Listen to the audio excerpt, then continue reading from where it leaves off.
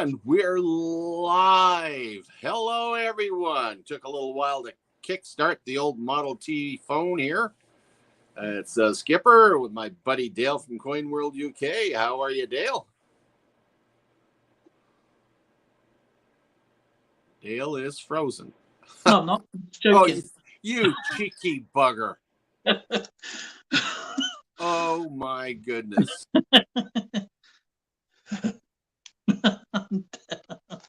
I'm good, Skipper. How are you, brother? How are you, brother? Great. Sorry, I needed my leg pulled there. That was all right.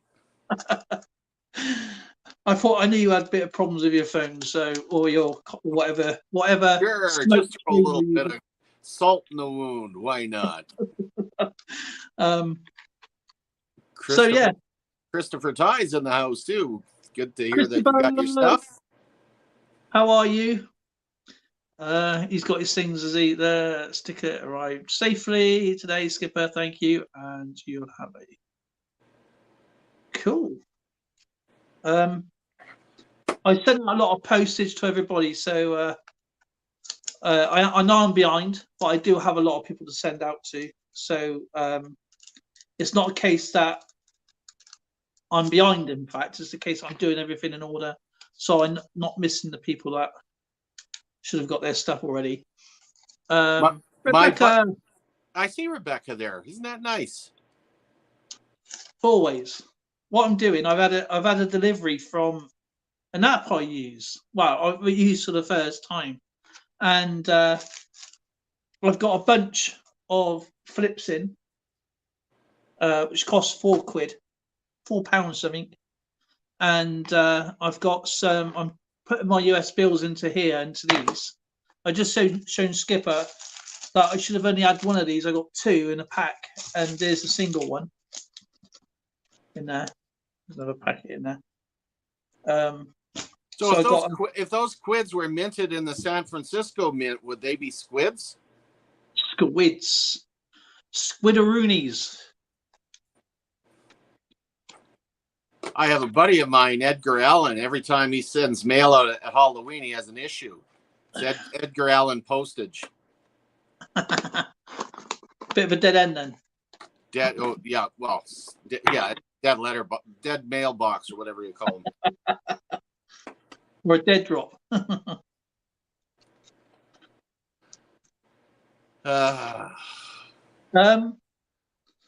else do I get? I forgot to bring it over. I'll ask somebody to bring it over in a minute. I've got a card box to put my cards in, but it's kind of a funny shape. It doesn't rather than being square, it sort of goes down like this. So the bottom of the cards don't fit properly. So I've had to adapt it. Is this a plastic box or is it the cardboard? It's plastic. I've never seen one that had a taper at the bottom. Yeah, it's got a bit of a taper at the bottom, and so rather than being flat like normal, it's got an edge on it. It's kind of stupid. So if you know what I'm doing, I'm actually putting my US bills into these, and then I'm going to be doing this. Where's that fan? I'm here. Everybody's making fun of me because we hit 84 degrees here and we're all dying, and they're like, 84? Well, it's a cool day here. Oh, there we go. Oh. Yes. Fans are here. You got Rebecca, you got me, you got Christopher, you'll have EAC, you'll have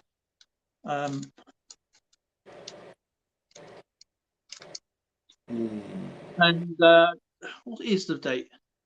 I'll be doing the membership giveaway very soon, so that'll be next week. I'm nowhere near the threshold on the membership payment, or not the membership payment, but the payment threshold you have to go by. Nowhere near, but I've got everything still covered anyway. So right.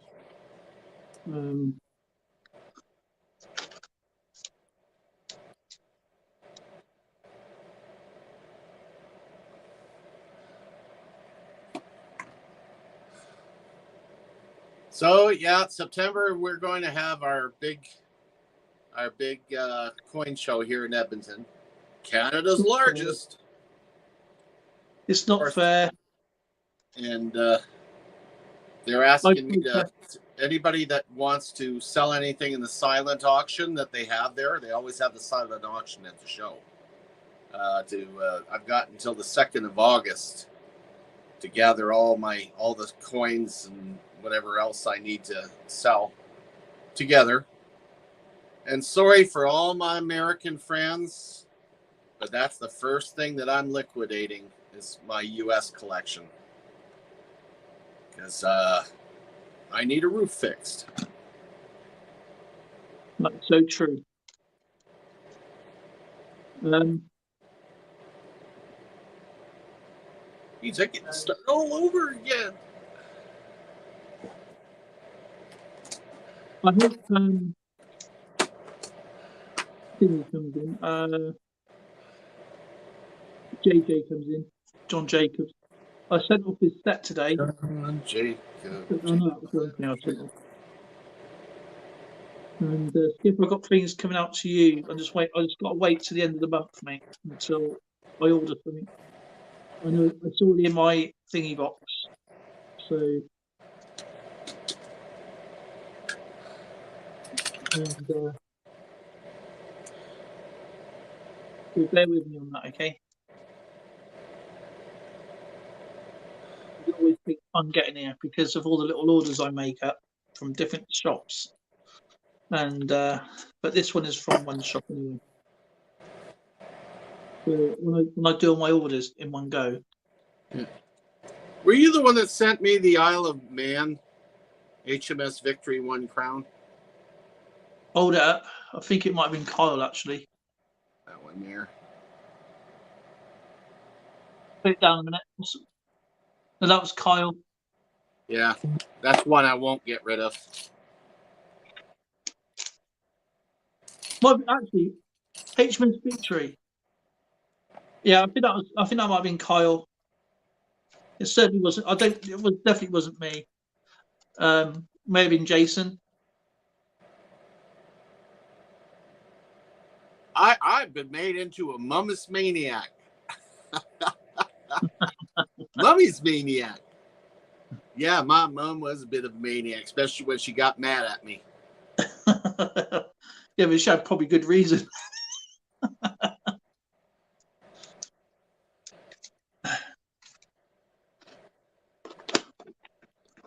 I tried doing what Moon Over Miami does with his traveling videos, but it takes up so much memory. I can't load up.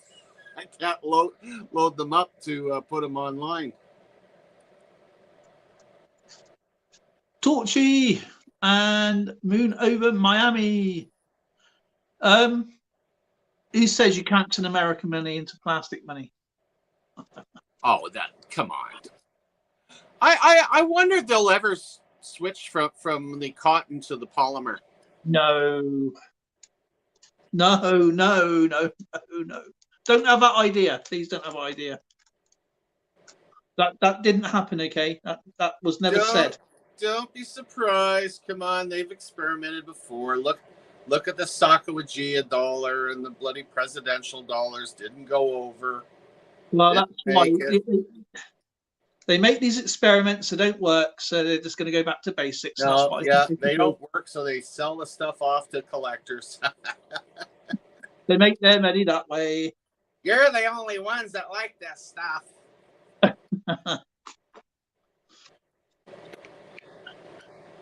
Yeah, who was I was watching the other day? Oh, what the heck is his name? I love the videos where they're critiquing the different shopping networks and the way they try to sell these coins as being rare and genuine gold-plated quarters, stuff like this. I was watching that the other day. I go, yeah, I got sucked into that. I wonder how many other people, when they first started collecting, got sucked into that. I mean, I still have three of those fancy boxes, but one of them is the D-Day landing. So of course it's got to be part of my collection. And then, of course, I've got two full boxes for the royal family. As a monarchist, that's, of course, they sucked me in. These things were like, $45 a piece, and they're not even precious metal. They're just gold plated, genuine crown, 1 crown each. They're real money. They're 1 crown. Yeah, but they're, you know what? You spend almost $500 on a set with that fancy box, and you can't give it away for $100.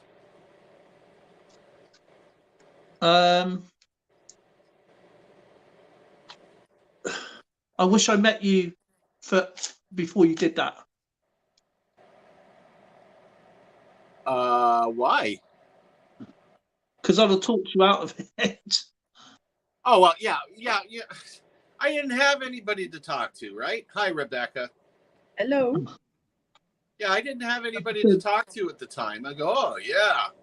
And then I even almost started getting American silver dollars, the Morgan dollars from Bradford Exchange. Ridiculous price. They're almost all cleaned. I got the first 2 and I looked at them and went, with my non-professional eyes, I'm going, wait a minute, this doesn't look right. So I brought it into the coin shop, and they go, oh, first off, yeah, they're slabbed, but not by any professional that we have. I said, okay. And he says, second off, they're cleaned. Yeah. And how much did you pay? Send them back. I sent the whole collection back. I says, how dare you? Well, what did they do? Bradford Exchange has their specialty department contact me and tell me, oh, we understand that you like collecting precious metal coins. Well, we would love to start selling them to you. I said, no, you're not. Your prices are ridiculous. You sell clean coins. You don't have professionals doing the grading. Don't bother me. So the only thing I use Bradford Exchange, that's almost like the American Shopping Network.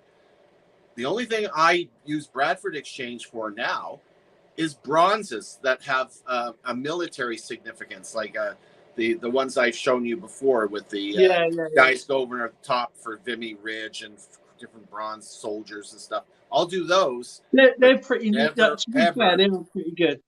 Yeah, when it comes to they are pretty good. But when it comes to coins, no. Because we got Bradford Exchange here as well, and also we do have like Danbury Mint is the same, but they kind of know me because I sort of like say it as it is, and I say, look, I'm not, because I always say, what is it I had the other day, not opened yet? American coins found, rare American coins found is the first thing. The letter's still over there, actually. I only had it on Friday. And I thought, wow, to myself, if they've been found, how did you find them? Sure, they should be in a museum then if they've been found. And so, yeah. But what I am getting off of them, because I did ask, are they genuine? I will check them. And if I don't want them, I will send them back. And I don't pay the postage. I said, I'm not paying 4 coins when you're supposed to send 2 coins out, and you'll charge me 4 coins for the postage when it's only 1 postage. I said, I'll do the deal, but I'm not paying postage. I said, I'll do it on each one you do, but as you're sending 4 coins a month, every other month to me now, because that's what I asked for. I said, I don't want to do 2, I want to do 4. And if you got them, I know you got them. I'm not waiting 12 months for you to finish these coins off. And I know the stamps are replica, obviously. I know that for a fact, right? Because they're made on the proper stamp paper, but they're replica. I get that because, a George Washington grillback, you're talking almost $1 million, you know what I mean? So they're not going to send one of them out, you know what I mean?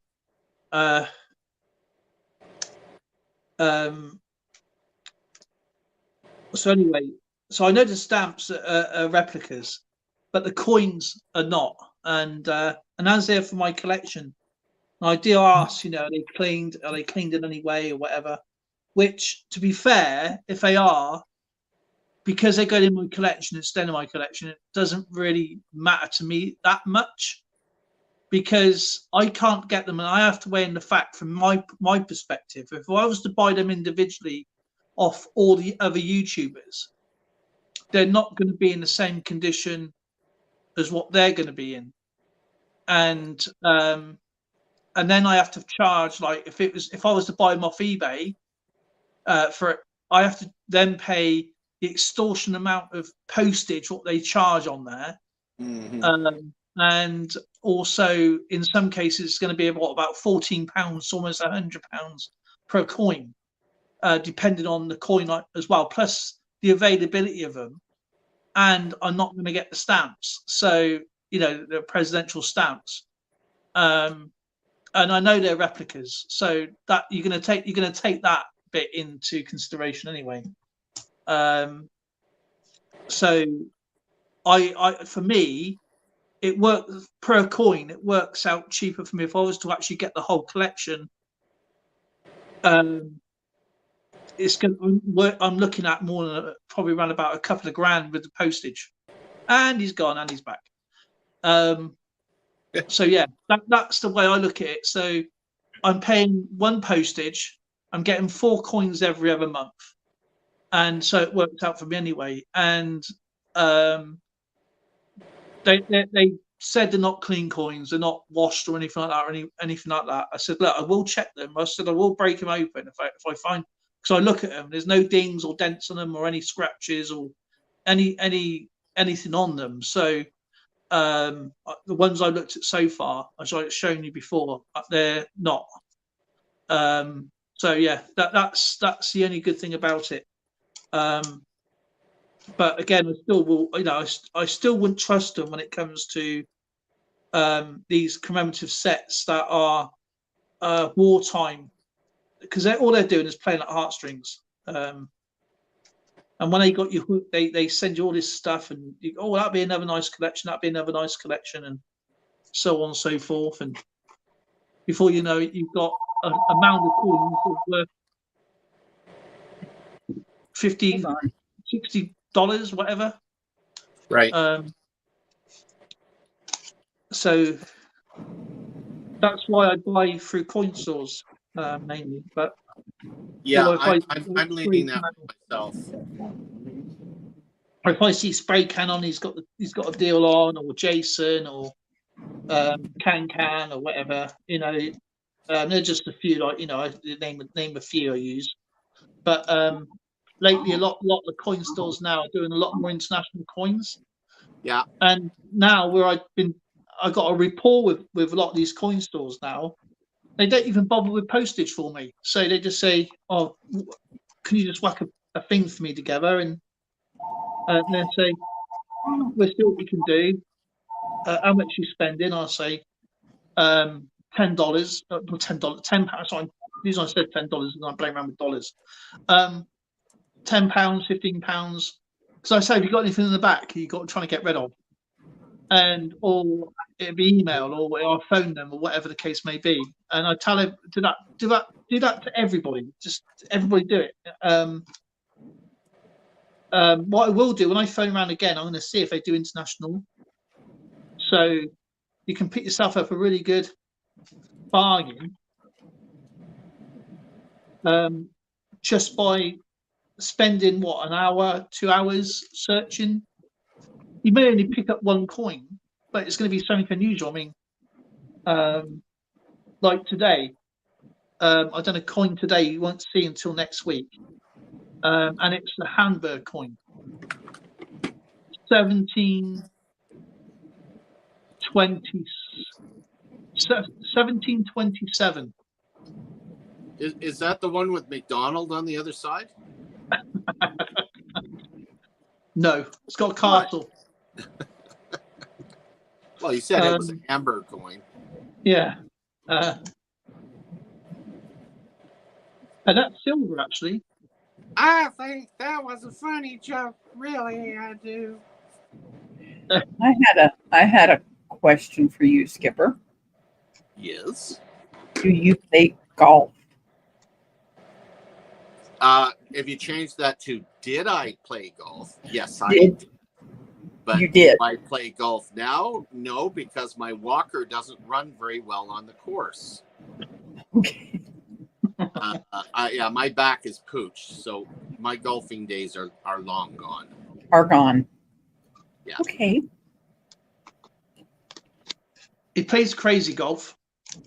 Yeah, my goal this year, When he drops his coins, he bends them. I don't want golf clubs. I want a really nice festive cane. I'm talking staff for the holidays. Now that I'm working full time this next holiday season. I'm going to go look for something and show it to you. So I'll be back. Okay. And there she was, gone. Dimebag, I sent your little mail thing out today. I got something else to send you. So that's your first package, brother. So it's on its way from today.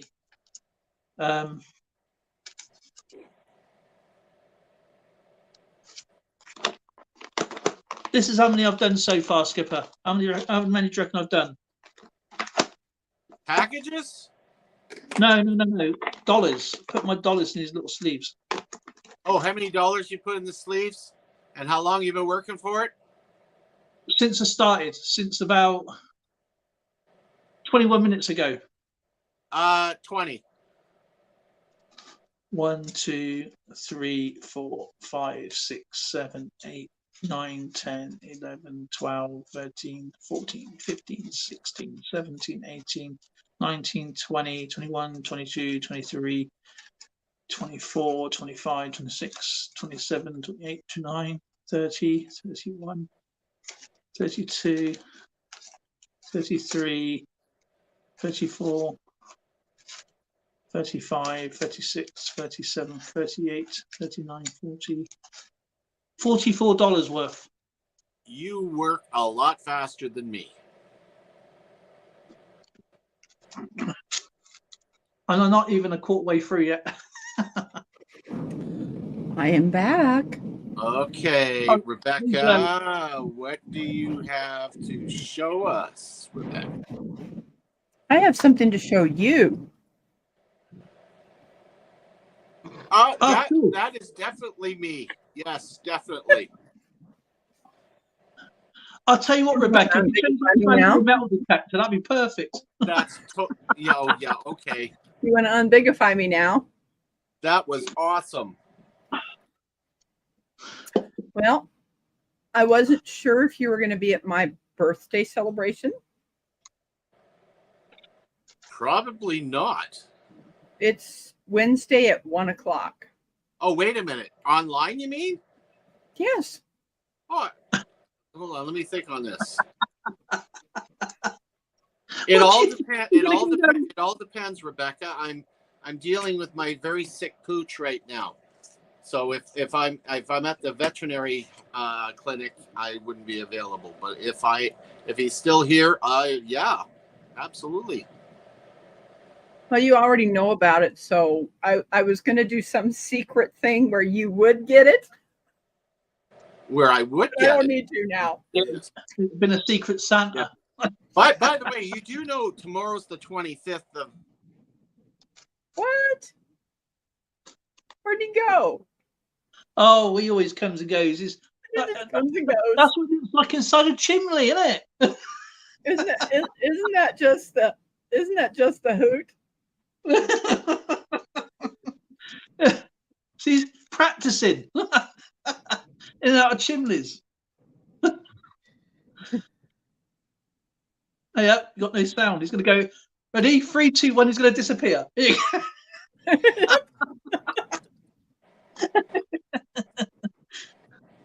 There he goes. So I'm gonna have to bubble wrap this and ship it to him. So what was I about to say? Oh yes, tomorrow is the 25th of July. Yes. 1933 was the year that the 25th of July became Christmas in July. Oh. That's how long it's been going on. Oh. Yeah, a lot of people are like, "Really? I've never heard of it before." Well, I guess you have to be in the right place at the right time. Well, I was born the day after Christmas in July. My mother, I don't know why she would do this, but she would play Christmas music on my birthday. There you go. That's interesting, actually. John Well, Clayton, Neil collects. How's it going? They said Christopher says 77. Neil says 30. well, the 20. I'm doing a daycare this year, so I got my Santa Hawaiian shirt ready to go. I will make sure that this is wrapped very good with the bubble wrap. Bubble wrap. Bubble wrap. And this will be headed to you. Oh, you're precious. That's really, really cool. Lovely. That is really, really cool. All it needs now, take the flag out, put the metal detector in, and be perfect, as I said. Yeah. Golfing is a wonderful sport. I really miss it. I don't understand it, but it's nice watching it, you know. I will honestly admit I'm not keen on walking all those yards, but when I have a golf cart, I don't mind. Yeah, that's because you got because she goes. Actually, I'll tell you a funny story. Actually, when I first played golf, right? Because we got a big golf course just over here. We got about 6 around Swindon, and we got a professional called Brew Manor, and that's where one of the masters won from here. I can't remember his name, Watson, I think. And anyway, the first one was my brother. He's an avid golf player, and my brother Robert lives in the United States. He plays golf all the time. But my eldest brother, we went down to visit my dad's brother in Watford, and my Uncle George. But I didn't know. I don't know if you know this guy. He's a famous person, or was a famous person. His name was Jimmy Tarbuck. I've heard of Tarbuck before. Well, that's my Uncle George's best friend. Well, we didn't know that. I never met him, but my brother went down to see Uncle George to go and play golf with my Uncle George. But he was going to go out with his friend Jimmy, and he didn't say a second. You know, you can come with us. I'm going to meet my friend Jimmy. And it's Jimmy Tarbuck, wasn't it? And that's very cool. My other brother went down. He kept going down there, well, both my older brothers did. And but anyway, my brother Robert goes to me, Dale, go and get yourself some golf clubs. Go and get some rain gear. Go and get yourself a glove. I thought, why would I need a glove? I need 2 gloves. Why would I need 1 glove? Right? And of course, I never played it, so got all the kit suited and booted. Okay, went over to the golf course. This was the very first time, and play it properly. I mean, not to smack it across the field or anything, but it was 2. What do you call it? The fairways, right? And they go parallel. It's like a couple of trees, but they go parallel with each other. So you sort of go round like that, and then you go sort of back on yourself towards the clubhouse. And well, my brother hit it and he sliced it and he went 4. And I thought, what are you saying that for? And this guy goes, cheers, no problem. Well, I has a go. Ready? Of course, I smack it like a baseball. Okay, it doesn't go in the ground. All right, and of course, I went right. I sort of said something on the proverbial sort of basis, right? Well, all I hear is "ow." You're supposed to say 4 so people know you've done a foul shot. I goes, they should have known I'd done a foul shot when they heard me swear. Well, this golf ball whacked this guy in the shin. And they hurt. I don't know. It never hit me. But yeah, that was one of my first times. And another one, we went over to Highworth. Now Highworth has got a massive, it's a bigger golf course, and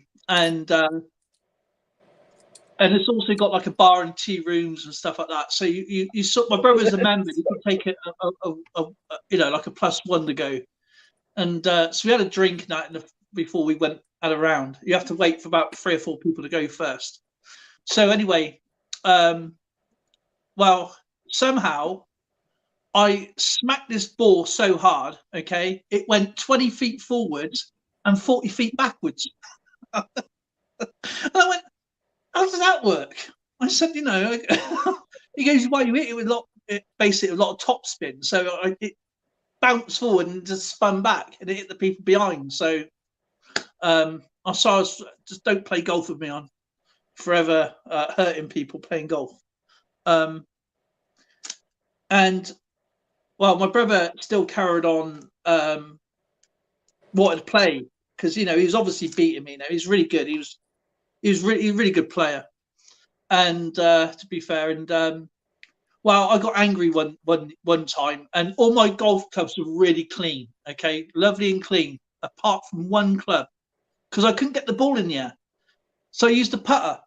Okay, I used a putter, and anyway, I thought, I'm going to use a 1 wood, right? Because it's a 5 par, right? And I thought, do you know what? I'm getting really fed up with this game now. I don't like it. I hate it. I'm walking further than I have to go looking for my golf balls. I sweetheart, I'm really cheesed off this stupid game.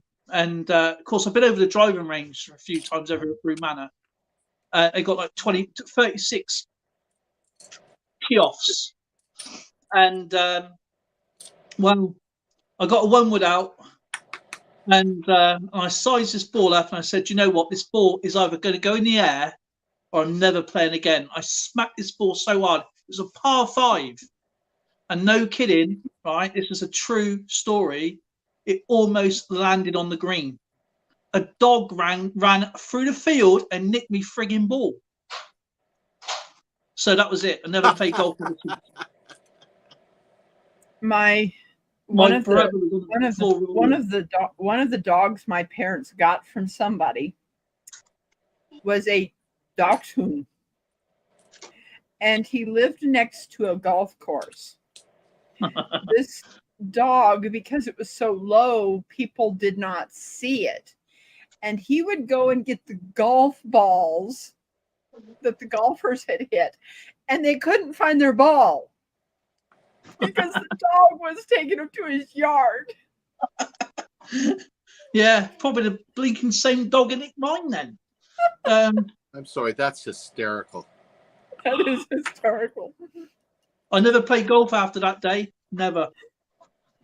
Oh, I thought that was so funny. So they finally caught the dog doing it, and the golf course said, "You need to get rid of your dog, or keep it in your yard." So they gave the dog to my parents, and so we had Paco. It did not matter. You wouldn't think a dachshund would want to retrieve things and bring them back to you, but that dog lived for people throwing things for it. Did you ever hear about that story where I think this is up in Canada or Alaska, where they go ice fishing, and this dog had the same sort of trait. He would retrieve things, and well, this dog, they were throwing.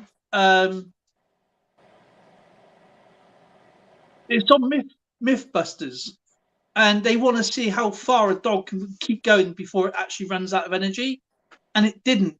And what this person did, they went ice fishing, and they threw this stick of dynamite, and the dog went after, thought it was a stick.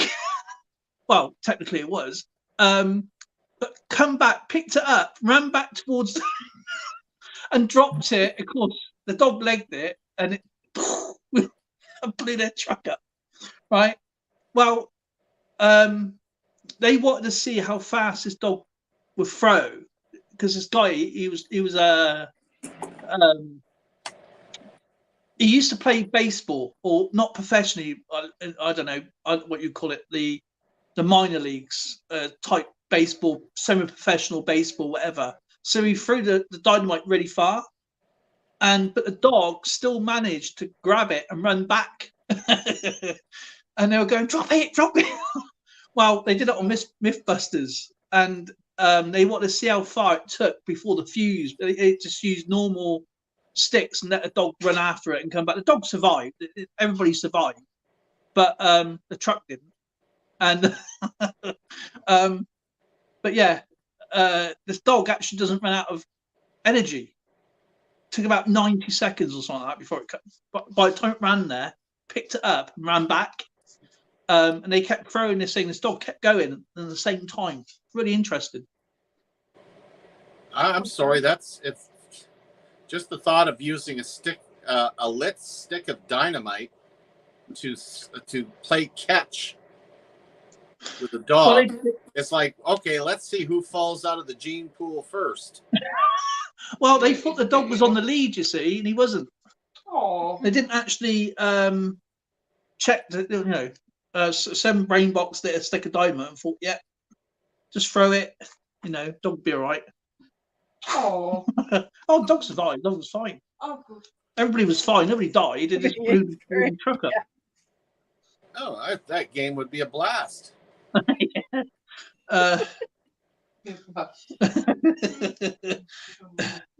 So a hot potato. Right, who's going to be the quickest on ice? You've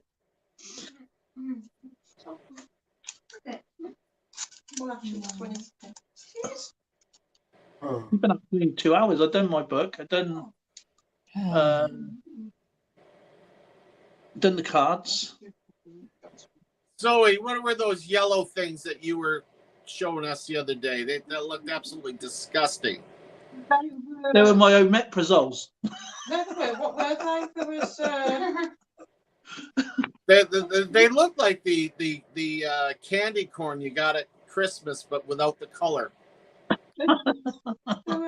And those are disgusting. They were. We got those at Halloween time, and I didn't like them either. Oh, you know what I miss?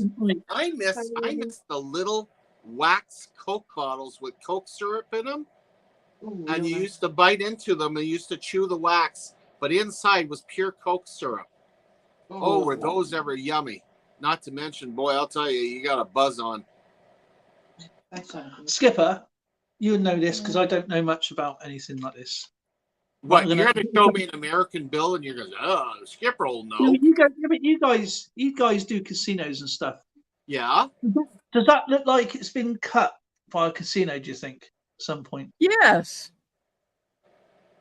You mean that little nick on the end? Yeah. You know what? You never know. You never know. I know a lot of the bills weren't cut cleanly over the years. It would be like that. I think that's been clipped purposely for fraudulent purposes, isn't it? Well, it is. Oh, Nick, you're gonna get me telling a war story, buddy boy. Good thing it wasn't a grenade, he says. Let me tell you a war story. No, it's not really. It actually turned out pretty funny. I was on the Castle Grenade Range 50 years ago. Give you an idea how long ago it was. 50 years ago. We were still using the grenades that had a bait plug and had an igniter set, and you had to clean the wax off the grenade itself, and it's called priming the grenade. So you put the igniter set in and the base plug in, and you sit in the priming bay, which is right adjacent to the throwing bay on the grenade range. So I'm sitting with my back, legs stretched out next to this box of grenades, and I'm priming my grenade. And in the throwing bay, there is the instructor, and a guy by the name of Lenny Strange. Lenny And, Strange. yeah, Lenny Strange, good old Lenny, nice guy. Anyway, he was what we used to call a career private. Never wanted to get promoted, so he just stayed a private for like 30 years or whatever. And I heard the command: prepare to throw. And after that, they're supposed to take it very quick, because when you're throwing, the fuses aren't that long. It's like a 3-second delay in the fuse. So you throw it, you got a second to look, and then you duck down so you don't get hit by the shrapnel. Well, instead of saying the guy's doing prepare to throw, and ducking, it was prepare to throw, and then all of a sudden I heard grenade. Because when he pulled the grenade, the pin on the grenade, and pulled it back, he dropped it behind. Okay. Suddenly, there's bodies flying out of the throwing bay, one of them being Lenny, who jumped over my leg and landed on his gut. And this thing went off on my side of the wall. Well, I look, and sure enough, a piece of the shrapnel had taken the top of my boot off and a big chunk of flesh off me. Fortunately, it wasn't like a major problem, but it looked yucky at the time. And I go, my gosh, man. I says, if it's this dangerous doing this stuff in practice, do I really want to play this game? And for some reason, yeah, I stuck it out for 22 more years after the fact. But I'll never forget the fact that this guy couldn't hold on to the thing and dropped it behind him. Sounds like me in golf. I bet Lenny was picked for last at the team events. I never get picked. What? Mills bombs?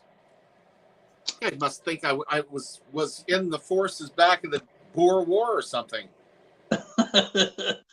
Yeah, he was in the Mouses. If I remember correctly, there's a thing that you have to hang on to.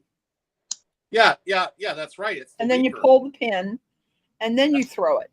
That's right. But when it's under the way the grenade works, it's spring loaded, and so when you let go, that lever flips up, and it strikes down, hits a 22 cap that sets off the igniter set with a fuse in it, and it has a blasting cap in the charge. Well, those old grenades didn't have wire wrapped around the thing. It was actually casing. It was a perforated casing with big chunks of metal and a base plug that blew up. Those were made to kill you, whereas the newer grenades with the wire were meant to injure you so severely that it would take 2 people to haul you off of the battlefield. You got rid of more people off the battlefield using the newer grenades than the old ones, because the old ones just killed you, whereas the newer ones maimed you so bad it took more people off the battlefield to rescue you. It's like modern warfare. Yay. Hearts and minds weapons, aren't they?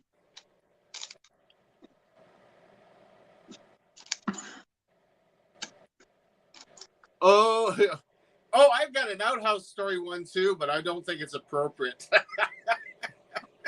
Oh, now you come on.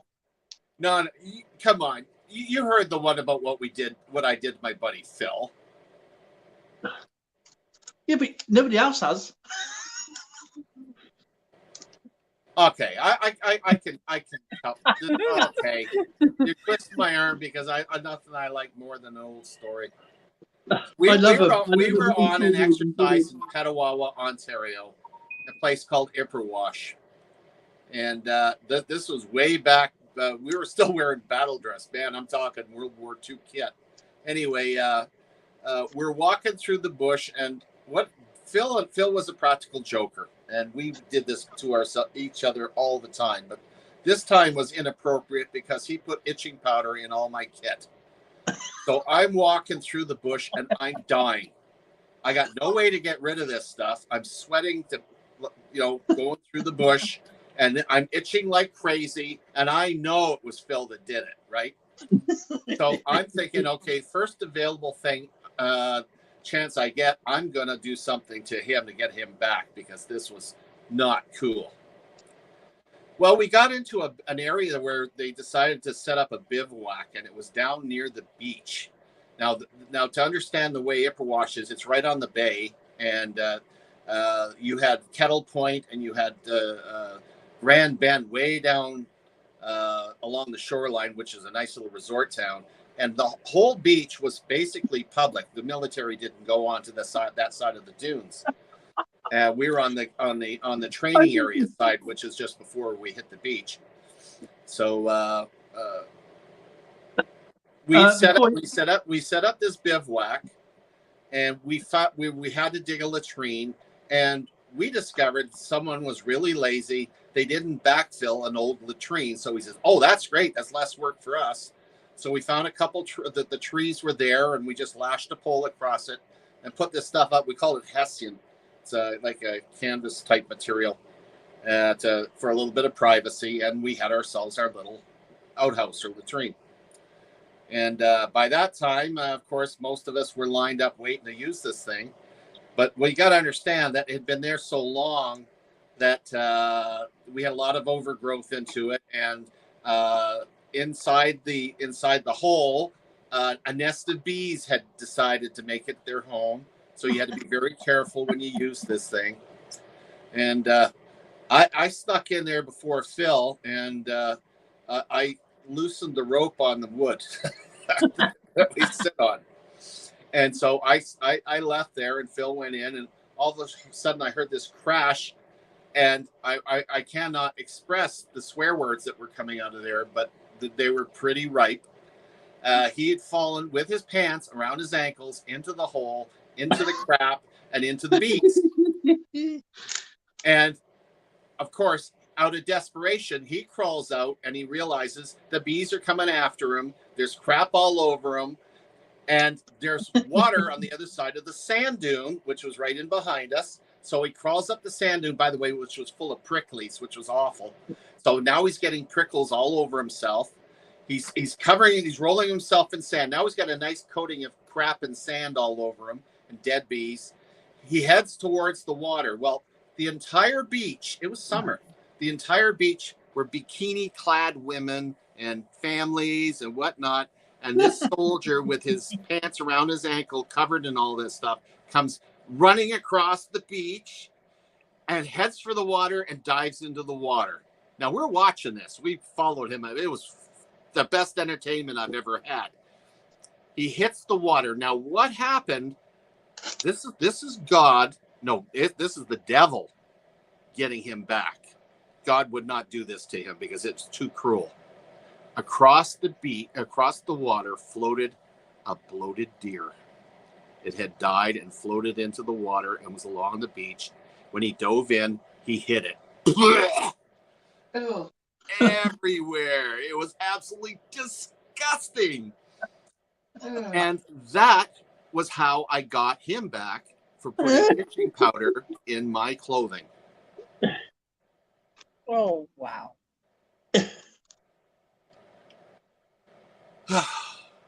There you go.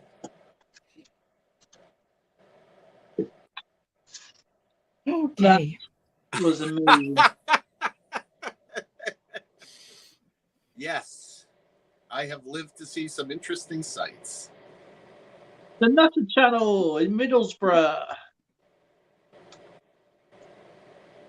Oh my goodness, Buddy the Nutter is on. Woo-hoo.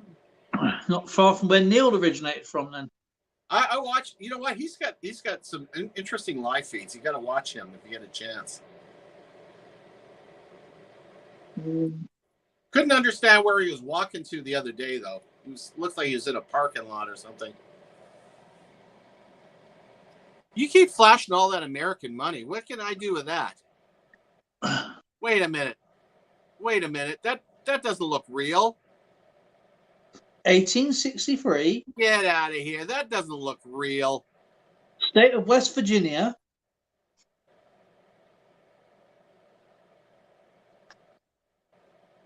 Yeah, no, that's true, Christopher. What? not real. It is. It's real. Look. No, it's not. Probably a Well, Confederate. real. First off, the color on it really is a dead giveaway for 1863. Get out of here. It's in mint state You want me to condition. I can bring out my Donald Trump money if you want to see some fake stuff. Well, this is real. No, this is a novelty one, isn't it? Oh, that's where he went. Middleborough football ground. Okay. Riverside. This morning I went to Middlesbrough football ground.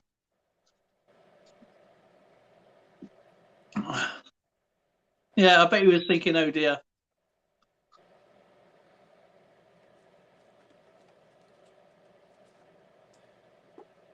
This is. Have you had any chance to follow Southern Belle's videos?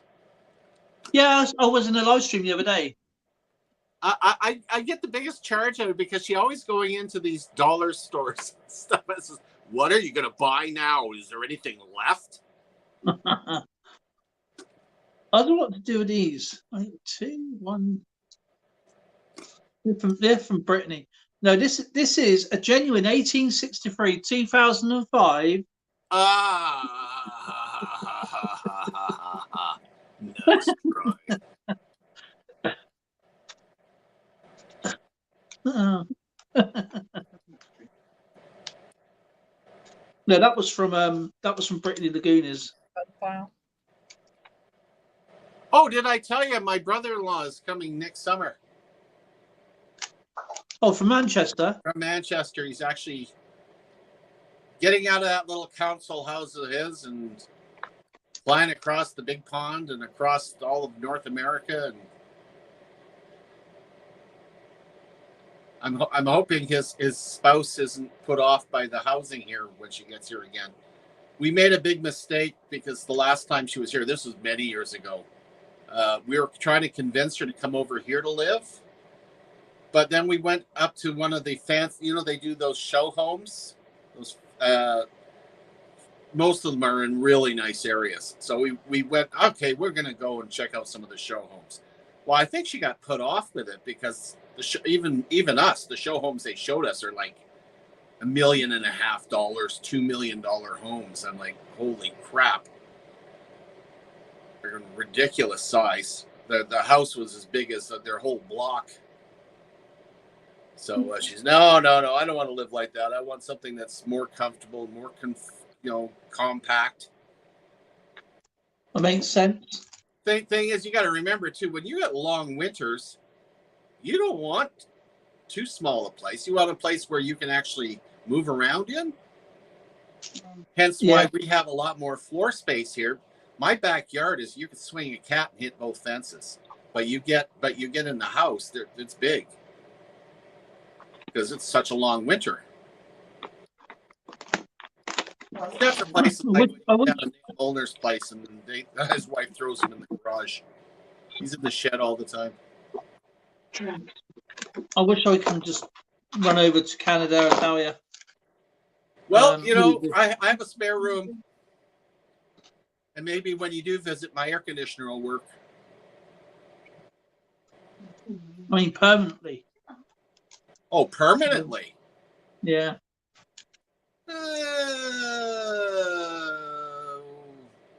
Well, I can't argue anything about political climate anymore because I think every country is messed up now. Doesn't matter. Have you ever heard of seeding? A what? Seeding. Seeding? Seeding, yeah. Seeding to me is you're making the clouds so they can have rain. I bet. Yeah, that's exactly what it is. And it's actually quite damaging, Causing something that is artificial to the earth is playing God. And they seed the clouds. So the planes go out and they send a bond. It's like a bonding agent so the molecules can stick together to make it rain. Like CO2, for example, they send CO2 into the clouds, and all the molecules stick, and obviously as they get heavy, causes droplets to rain. Oh. And it's actually quite damaging. Is that why it usually rains after we do the fireworks? Probably. But Yeah, I never thought about that. and there's a place in America. It's called Harp. Check it out. It's a real place. It's called Harp. HARP? HARRP. A HARP site in the United States. It's a weather control system. That's not the one that's on Mount Washington, is it? I don't know where it is. I honestly don't know where it is. Nick says it's in Alaska. Don't think it's in Alaska.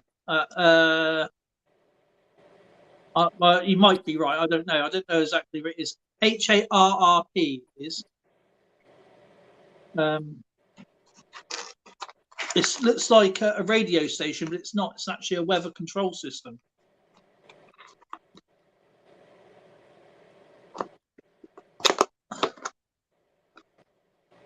And that has got my gold backs in it and US banknotes. Yay!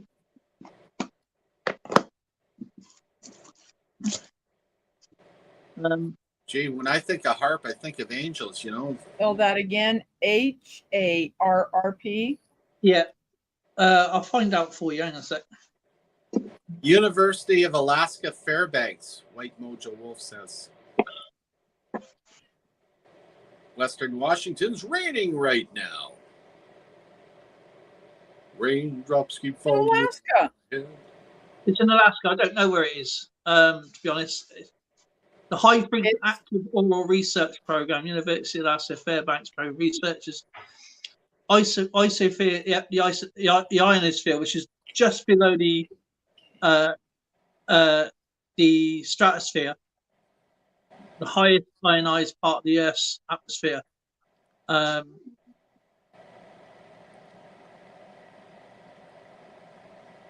It's in GAKONA, Jacona, Alaska. But it was actually a secret base. No one knew what it was until people complained and found out what this thing was.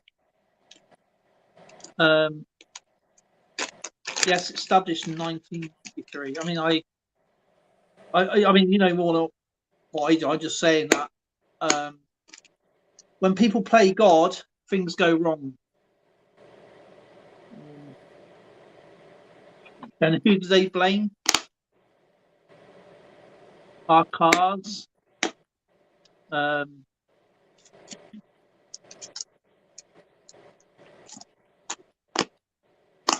Food for thought. And that's where your tax money goes to.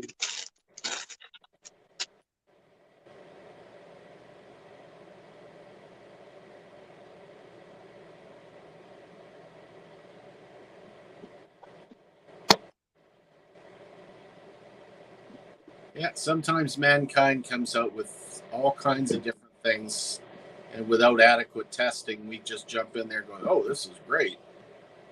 But then after the fact, then it's doesn't turn out to be so great anymore.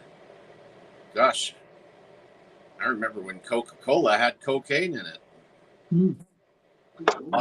and we used to feed the kids laudanum. People don't realise that Pepsi was a world power.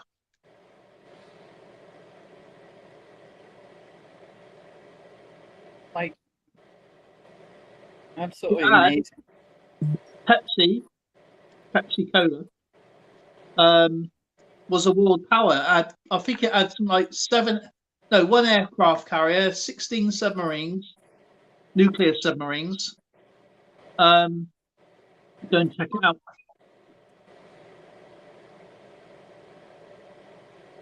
No, it wasn't an error coin. No. So, okay, up to a few years ago, West Edmonton Mall had more submarines than the Canadian Navy. Why was that? What, the model shop? No, we actually had a fleet of submarines. You could go in them, and we have the world's largest indoor lake. Oh wow! When I lived in Oregon, some of the submarines would come to the wharf, and we got to go in them. Yeah, that's quite the experience doing stuff like that. Yes, it is, because I was like 5'10", and I really had to duck to go underneath the doors. Can you imagine having to live down there for months on end? No. Especially the German ones. Yeah, Submariners, that's a special breed. They certainly are. You know, to go on something that goes down on purpose. No way. No way. There you go.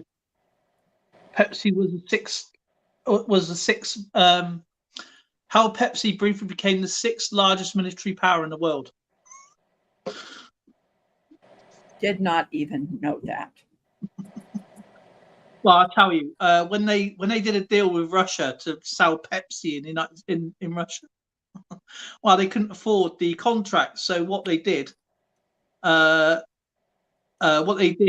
is that they paid Pepsi in military hardware. I think it only lasts about 7 to 9 days, but I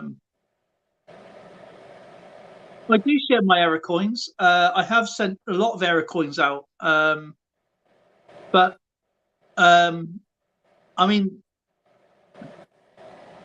they're not commemorative errors. They're something I find, and I keep them, but because I got to send them off to the Royal Mint, and it's cost a bit to send. Because over here we have to send stuff off to the Royal Mint.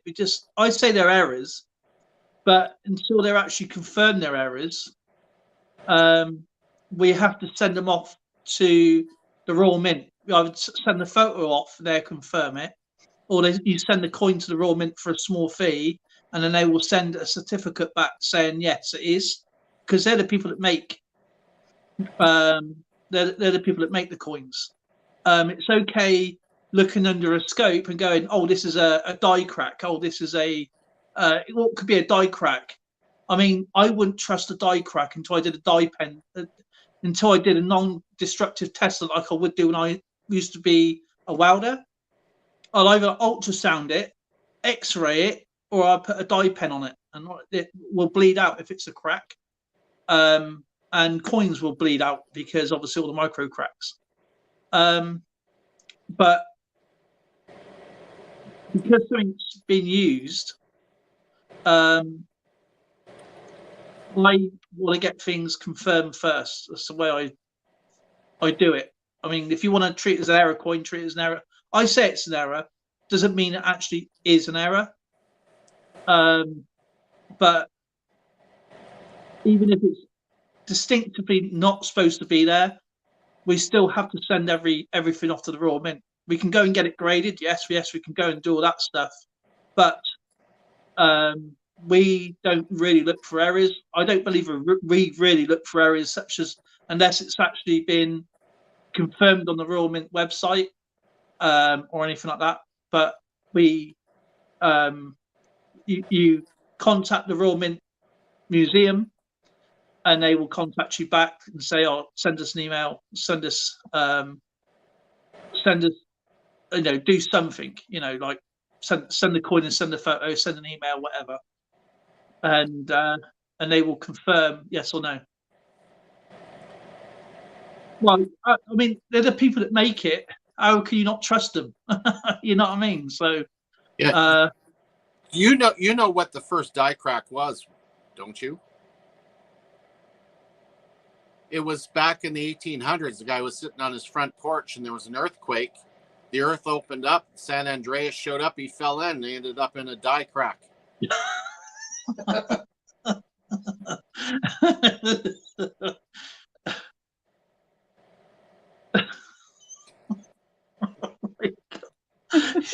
getting the jokes like his Christmas crackers again.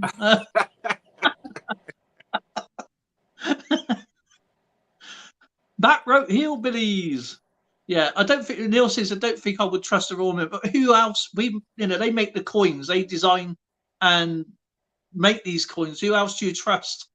Yeah, you can take it to NGC, but they're not going to know any different than actually having the people who actually make the coins, and they can confirm it. That's the way it works here. We can't say this Now, is a real error unless Dog's it's actually. back.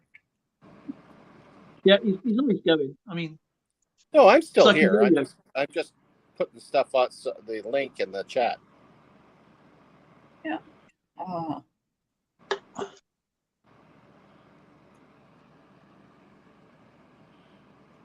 Yeah, Scarface has a die crack, a knife crack.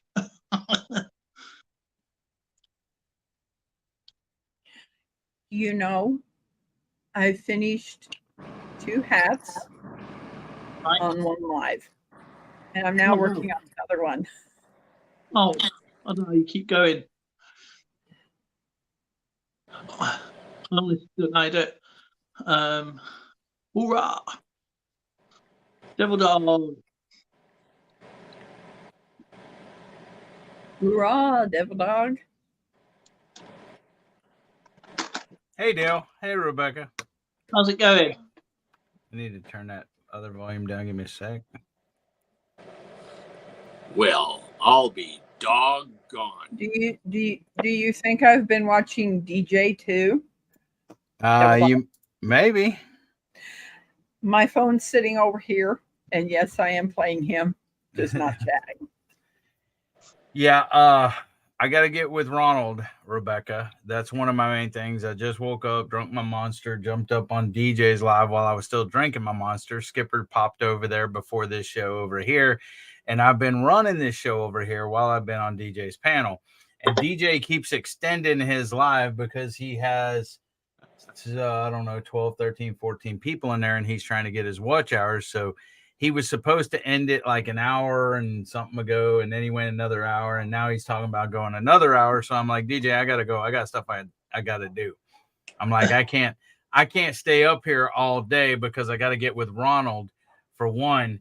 But for another thing is the mail came while I was up on DJ's panel, and Jamie said, I got a letter in the mail. Oh no. Don't worry about it. We won't see it for another month anyway. And look, it's got a Canadian stamp on it, dude. That Buddy, stamp still. You can that open that up right now. It's not like it's not like a grab bag or anything. They didn't even. Hey, look, they didn't even stamp over the stamp. It's still a good stamp. Oh, cool.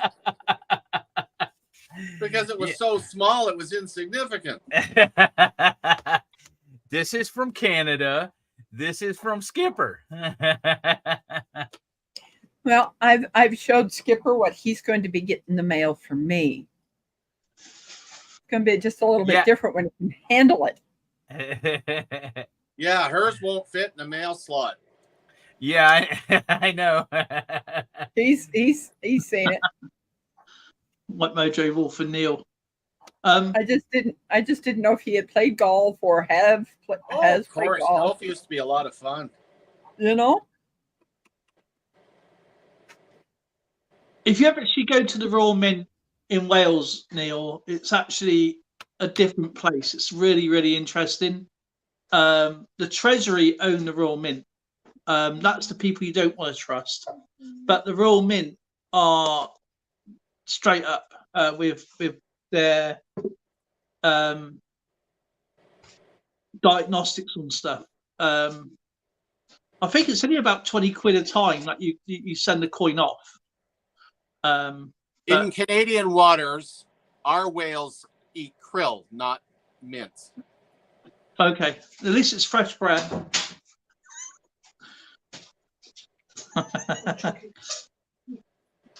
Ronald is wearing the most perfect shirt today for going up on DJ's cartoon universe. Ooh.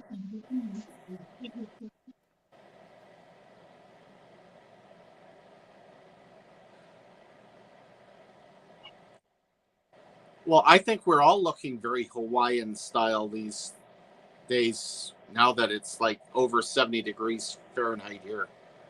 Yeah. What in the world are you showing off, Eddie? No, sorry, you're speaking a different tongue. My shirt says, "I do what the voices in my wife's head tell me to do." You know, that is such a true statement. Exactly. I agree with that. It's like, you know, you're supposed to read their freaking mind to do what they want you to do. And so, yeah, so it's saying I do what the voices in my wife's head tell me to do. I mean, Yeah, but there is a lesson to be learned here, though, Eddie. The first decade, you're learning what that means. And if you survive the first decade and get into the second decade, then you start honing your skills to understand what you have to do with your wife. Me. Me. And then the third decade, if you're really lucky, you've got it down to an art, and she thinks, or you end up thinking what she's thinking, even though you think you know what you're thinking. And after that, you're just a zombie. Saying that, my friend Dave, he got married to a lovely lady called Kim, and she'll always ask. She's one of those little fidgety ladies, you know, nervous type, you know, really lovely but really fidgety. And she'll sit there for 5 minutes. Do you want a cup of tea? Do you want anything? Is there anything you like? Do you want me to get you anything? So instead of saying yes or no, what he did, he wrote yes on one hand and no on the other. And as soon as she opened up, you go like that.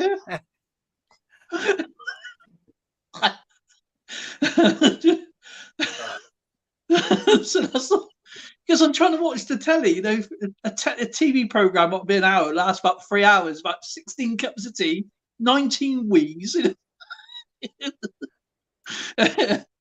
you go, Jonathan. Oh man, what are you doing, Eddie? What do you mean? What am I doing? I'm fixing stuff here. Oh, look, double. Hang on a minute. Yeah, Hi, Skipper. Skipper, you're the twin. Oh my goodness. I thought Zoe put something in me coffee, and I sort of seeing double. Well, I could make him full screen, but I'm trying to do something here. I am actually going to do Skipper's mail call with me and Skipper up here. But when I do this, and I will do some editing and put his @ and stuff like that, because I've done a mail call for Skipper before with the stuff back there. So I'm going to do a mail call. And when I do this mail call, y'all are fine. Just mute your mics or something, Dale and Rebecca, because when I click the start recording here, it'll just be me and Skipper up here. Okay, well, because it's going to record. It's going to record my OBS with me and Skipper, like what you see on my screen here. And so I'll do the mail call with me and Skipper up here. And I'll do it on his live so he can see it. But then I'll go back and edit it and put his @ up there and then post it on as a clip or as a video on my actual and see. So hold on 1 second. I'm still preparing for it. I was just y'all were wondering what I was doing. That's what I was doing, is I was getting it ready.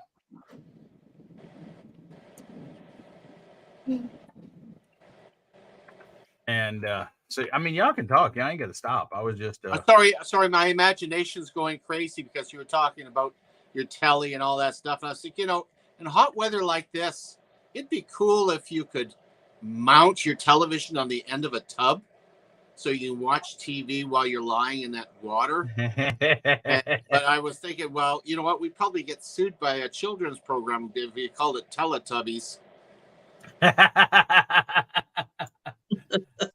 Right, I'm mute now, yeah? No, not yet. Not yet. I'll let you know when I'm ready to start. I'm still setting up here. Oh, okay. I've got my mic back on and I'll hit it. I like Ronald's shirt. Yeah, You that's do? what I said. Yeah. Pretty cool. Yeah, it is a pretty cool shirt. Very cool. I gotta keep my special shirt clean for Christmas in July.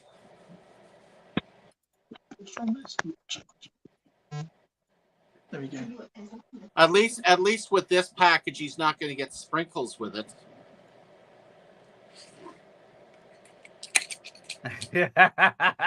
Yeah, I don't think they'd fit in here, Skipper. No.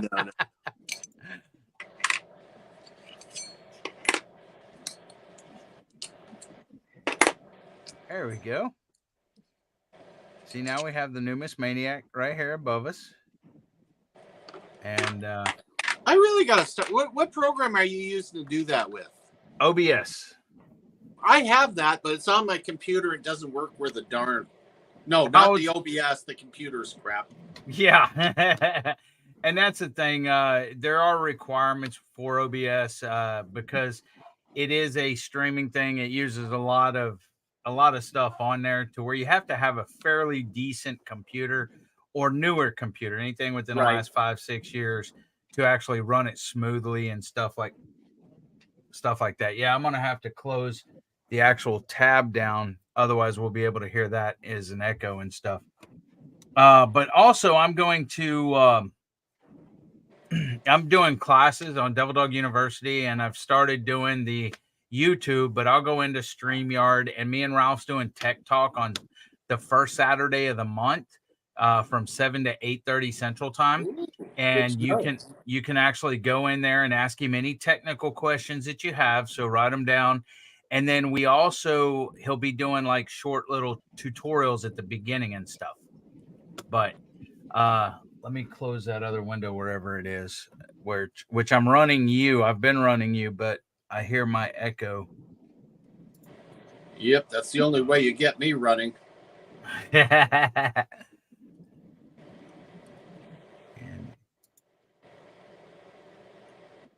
it is. Let me go ahead and close these.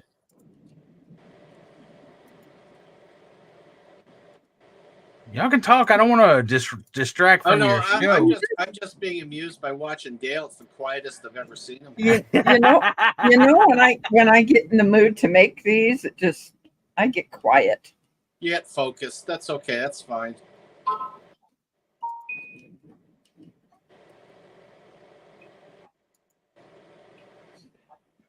Where is this? Well, come on back up there. There Nick. it is. There it was. Okay, I found it. Now I got to bring that one back up. There we go. All right. Oh, Maya. You ready? Oh, hold on. No, I'm not ready because I've lost something. Give me a sec. Wait. I'm ready. Go ahead. Go ahead and talk, Skip. Bonjour, je suis Skipper. Oh, I thought you were talking to Maya's coin. Mais non, je ne sais pas parler anglais. Je suis français. Aider à tout fou. Means, are you crazy? All right, you ready? You want to do it, monsieur? Okay. I'm gonna do a countdown, and then me and Skipper's live. I'm recording and stuff, and I'll start it out, and we'll go from there. I don't know how it's gonna turn out or whatever. I guess I could edit it, but I don't like editing. So, anyways, here we go. 3, 2, 1. Hoorah, Semper Fi. I'm here with another mail call from my great friend, the Numismaniac, Skipper. He's right here with me. Skipper, I don't know if they can hear you. I don't know if it captures, but we'll try it. Can you say something? Yeah, I'm here. Can you hear me? Okay. I don't know if that'll actually capture it. I got to work on the audio. The audio is the worst part about this. Well, but I do. Go ahead. My sign language isn't very good.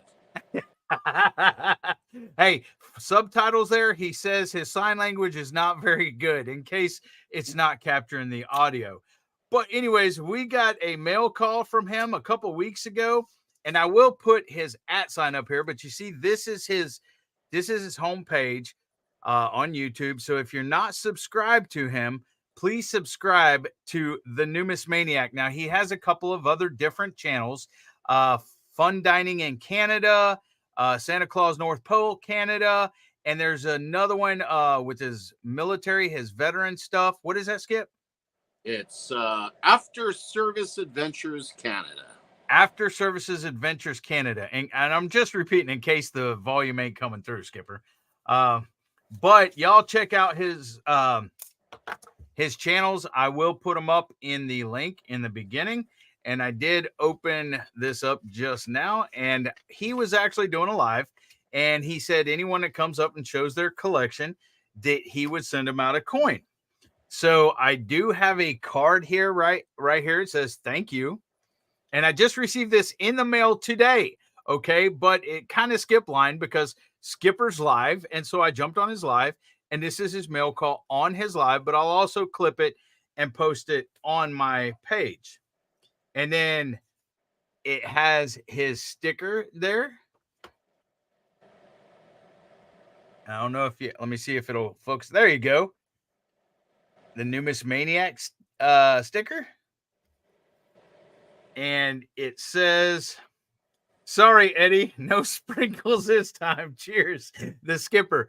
Last time, if you look on my previous mail calls, he decided to confetti bomb me. So I do have a mail call from Skipper. And I actually still have the envelope right here waiting to repackage it and send it to other people. This is the confetti bomb that he sent me. And every time I bring it up, confetti falls out too. And he did send me a coin here, which I'm going to pull off and show y'all. And hopefully it'll come in. There we go. I don't know if it's coming in. Maybe I should use my phone. But anyways, it is in a little plastic container with a staple. And it has Queen Elizabeth II. And it's a 1999 5-cent Canadian nickel. My blue screen. I mean, my green screen. Let me try to take that off real quick. It may help. There we go. I don't know if y'all can see it real good, but It's a nickel. Skipper, I do want to thank you, man. I appreciate that. And so until next time, Semper Fi, Devil Dog out. There we go.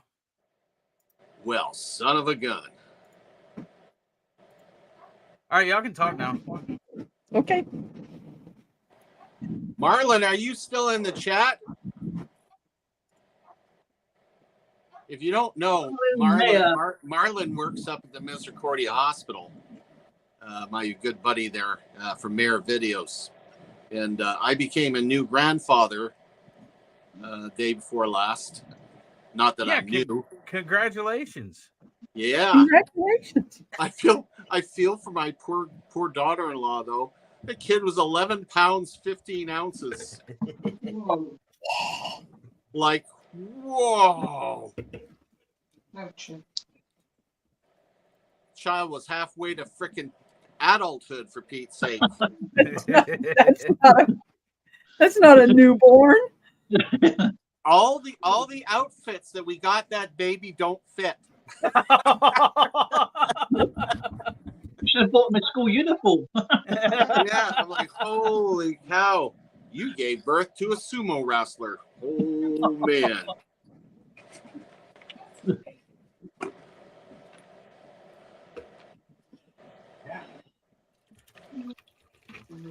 That is hilarious. Putting the oil on itself. Yeah, my wife actually had to have, well, she didn't have to have, but eventually, I mean, we chose the last one on Andrew, but we have 3 kids. And on the first son, they said that he was well overdue. Okay. And that was Michael. And it was doctor's error and everything else. but they said he was overdue and everything else, and they scheduled a C-section and did a C-section, but he was actually, they took him early. He was actually a premature preemie Right. because they took him, and he had to be in the NICU and everything else. Well, then where she had Alyssa up in Dallas or whatever, the hospital after a C-section would not do a natural birth. And so they took Alyssa C-section. Well, then when we had Andrew, we could have chose to have him naturally, but the more C-sections you have with the scar tissue and with the other stuff, it could, her stuff could rupture or whatever else. So they took him C-section as well. And he was born. Oh, do you see that? Marlon was at the delivery. He works the unit at the hospital. Cool. Well, with the baby being as big, they probably needed as many hands as they could get. Oh my God, yeah. I know Kaylin wasn't happy about having a C-section on that, but what can you do? Yeah. And so Andrew was born in March 27, 1998, and it was a day before my grandpa's birthday. His birthday was March 28th, but he died 2 weeks before Andrew was born.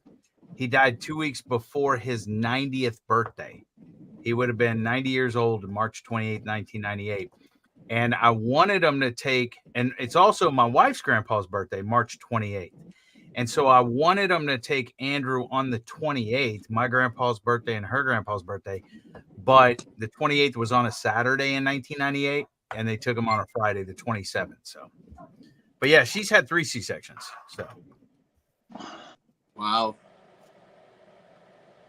No, I don't. Not on my level. There was no C-sections at all. 7 kids.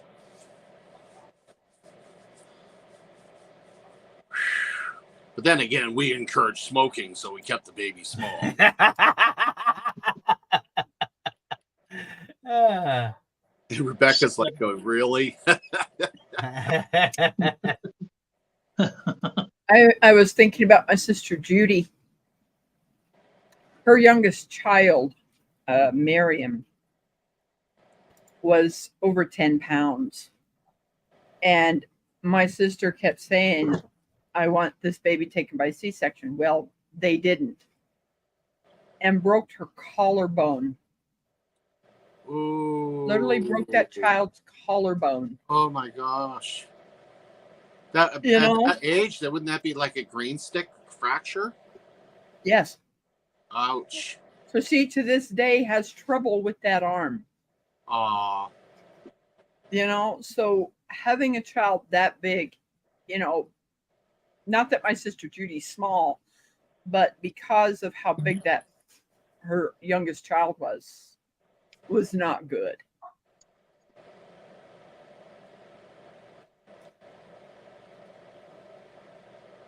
Yeah.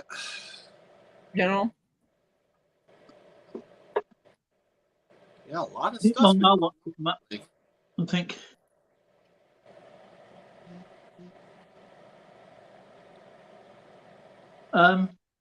Yeah, go ahead, Dale. I know you want to say something. No, Nick wanted the link earlier. Oh, didn't I? you didn't pin it. Oh, I'll fix that. Hold on. Give me a second. We could So, Dale, I gotta do it the bloody hard way. Why you gotta turn your audio avatar on? I now always pin mine. I'm gonna have to teach you stuff, Skip. Oh, you do, because I'm about as inept as you can get.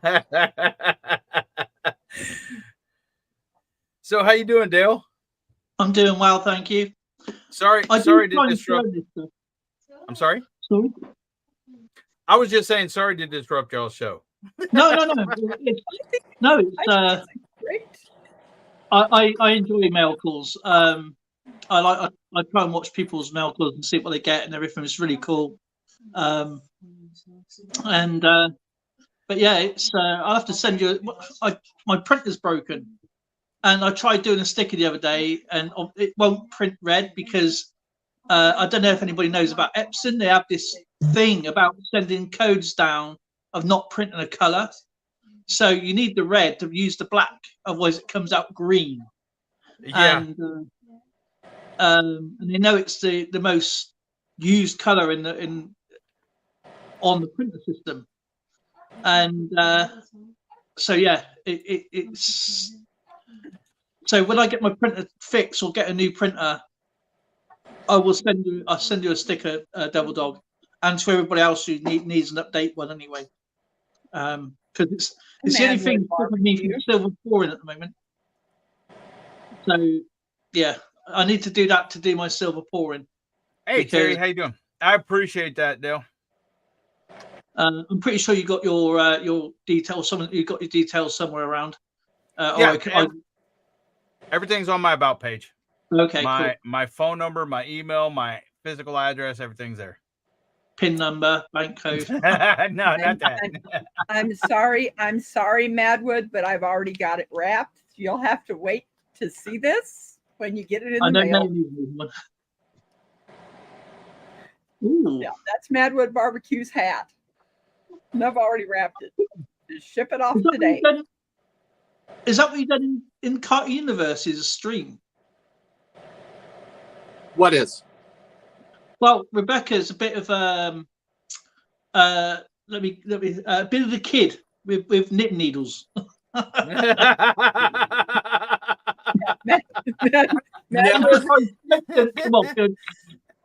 I would never put that together. Yeah. Done. Ding. A bit of a kid with knitting needles is kind of like, okay, let's play with razor blades. Billy the Kid. This in fact is Tiffany at Canadian Family Life. Mm-hmm. This is the second hat I'm making for her right now. See what I mean? She started that 2 minutes ago. This will be my third hat. No, wait a minute. Yeah, third hat that I've made today. I think you should start expanding your hats and make bowler hats and twilbies and No. What you need to do, Rebecca, is the top hats or the tall hats.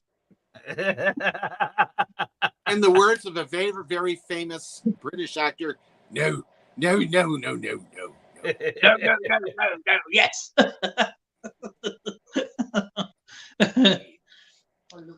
That was on Vicar of Dibley, wasn't it? Vicar of Dibley. Yeah. Oh, yes. No. Yes. You can call me the Mad Hatter. The Mad Hatter. Oh, Mad Hatter. Why was a hatter considered mad? I don't know. What do you think the hatter used that drove the hatter crazy? I don't know. Some kind of chemicals or something, probably. The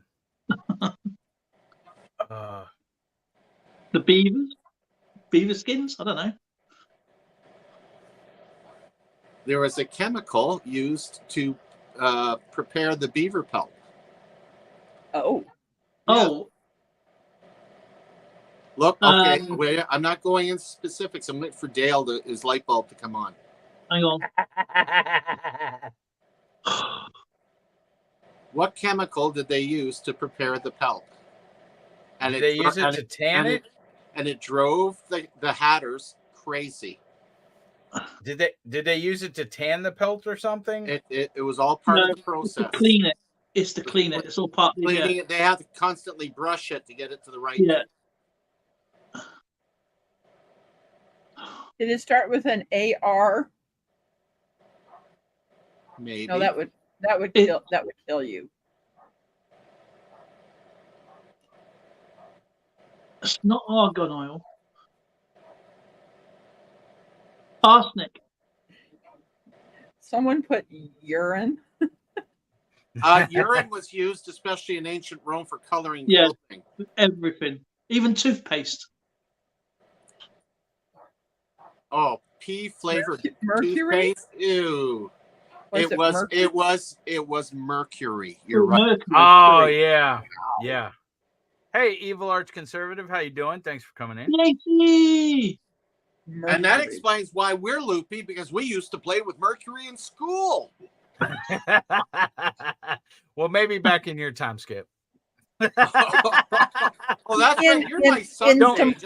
I keep forgetting you're my kid's age. Don't group me and Dale into this. you're We're the right. youngest guys. In glass thermometers, there was a mercury in there. Yeah. And well, there was a toy in America I used to have in the 50s, the radium toys. I played with those. Make your own nuclear. That's why I went to NBC school, because I was fascinated by it. You see, this is why Skipper glows in the dark. Oh, of course, Marlon has got to get his 2 cents worth here. He says mercury poison, but it was a wives' tale. Probably, actually, the syphilis made them go insane, like a French poet. Yeah. I'm not going to argue with Marlon. He's a nurse. Okay. Hi, DJ. And do you know the Radium Girls? You've heard of the Radium Girls, haven't you? Yes. Yeah. They used to do the dial. Yeah, they used to make the dials and lick the radium and get the brushes to make their brushes didn't dry out. They used to lick them. Yeah, do you know they cause their lips and stuff to freaking. Yeah, well, they use glue. They actually well, they were all young and their drawers would fall out and stuff like that. They become very ill. Do you know today they still have to be the grave sites still have to be Geiger counted to make sure the soil is not radiation. There was a lot of stuff. Like, look at the Match Girls. Yeah, the Match Girls ended up with their jaws literally liquefied. Yeah. Insane stuff back then. Christopher Ty says that at the Numismaniac, that explains a lot about you. Well, what about the old pipes having lead in them? You know, back in the day. Well, even toys had lead in them. Oh, forget the pipes. Yes, they did. Our gasoline. Yeah. Well, it wasn't the when we used to chew the pencils, you know, it wasn't about we used to stab kids with the pencils. Well, play darts. How many people walked around with a piece of lead stuck in their skin? I remember that. I had it. It wasn't the lead. It wasn't the pencil was the problem. It was the paint around what was made from the dipped for the pencil, because that was lead paint. But it tasted good. It made you think better, didn't it? It did. Now they make pencils, I think, out of graphite. It's graphite, yeah. It's the graphite's not the problem. The graphite's not the problem. It's the actual paint what they used to dip the pencils in. You know, the red and black paint they used to use as probably the main colors back then. It was leaded paint. Red and black. That must be a UK kind of thing. They were yellow over here. Yellow. Yeah, it was red and black over here. I think back when I was 14 years old, helping my stepdad, pouring powdered asbestos, no masks, into a 45-gallon drum of paint. How are you and using the stirrer to stir it up so that we could spray it on the outside of the house so that animals stuff. Yeah. How are you still alive? I don't know. How'd you make it to Skipper's invulnerable? DJ, you need to make Skipper. Think about all the frog legs I ate that were tainted with DDT. DJ, you need to make Skipper a cartoon superhero, man. He's like invincible. You heard of Steve Austin, right? The $6 million man. Now we call it inflation. Okay, we call it inflation. I'm not invulnerable here. I've had cancer 3 times, so it affects me a little bit. I call Skipper the $100 billion man.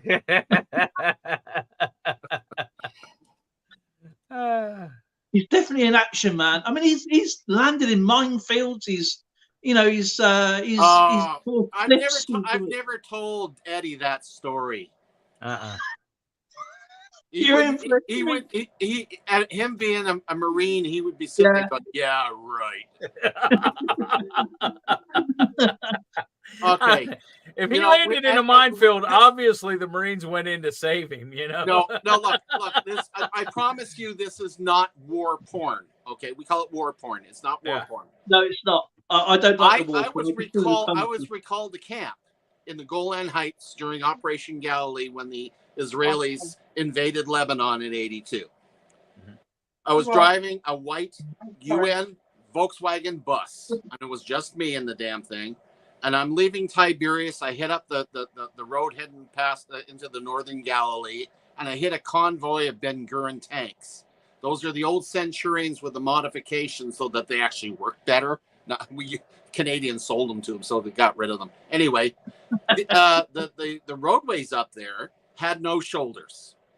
And if you look on each side of the shoulders, you had beautifully plowed fields, but it was all pumice rock. So they used to pile up the pumice rock, you know, volcanic, in piles, and they put their crops in and whatnot. And it was interspersed with minefields and stuff as you get close to the Golan Heights and the Syrian border. I'm driving along and I'm zipping in and out of this convoy. You know, those tanks don't shoulder check worth a darn. As I'm passing the one tank, the guy moves over and he forces me off the road. I'm suddenly an airplane, not a car. Okay, I'm flying. I'm talking. I must have been 10 feet off the ground when I flew off this road, and I hit a pile of this pumice rock, and it hit so hard, it split my seatbelt. We didn't have the over shoulder thing. I just a normal seatbelt. I went over the steering wheel, did a reverse airborne roll outside the vehicle, and landed on the rocks. The pumice stone from the waist up took all my clothes off. And it took all my skin off too. Shattered my collarbone, busted up my lower back a bit, and knocked me out cold.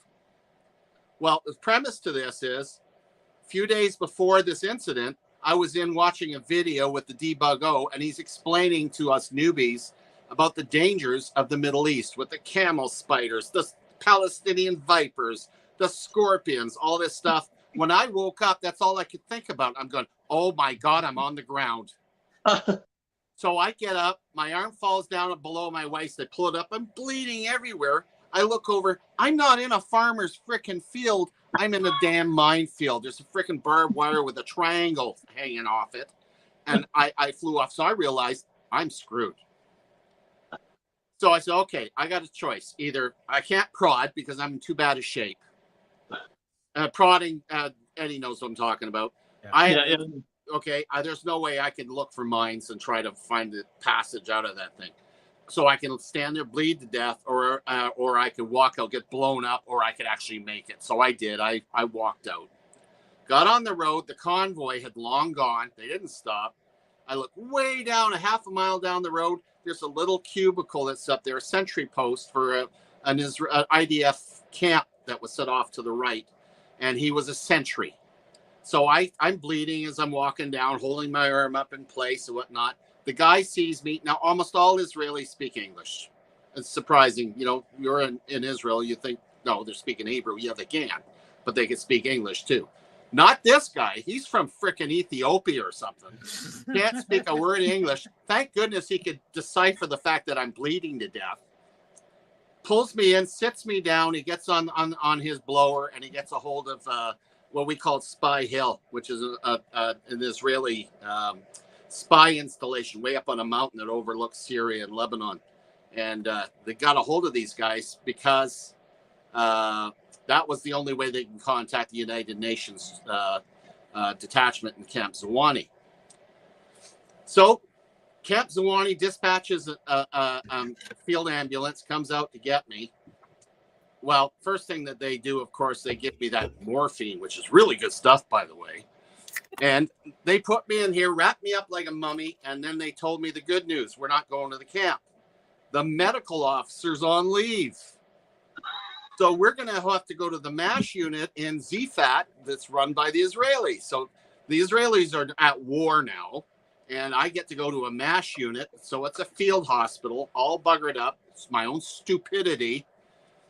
Haul in there, and as I'm being wheeled into the tent, there's an Arab woman sitting there eating a sandwich, feeding a goat. I'm going, oh man, I'm going to get so many diseases out of this thing.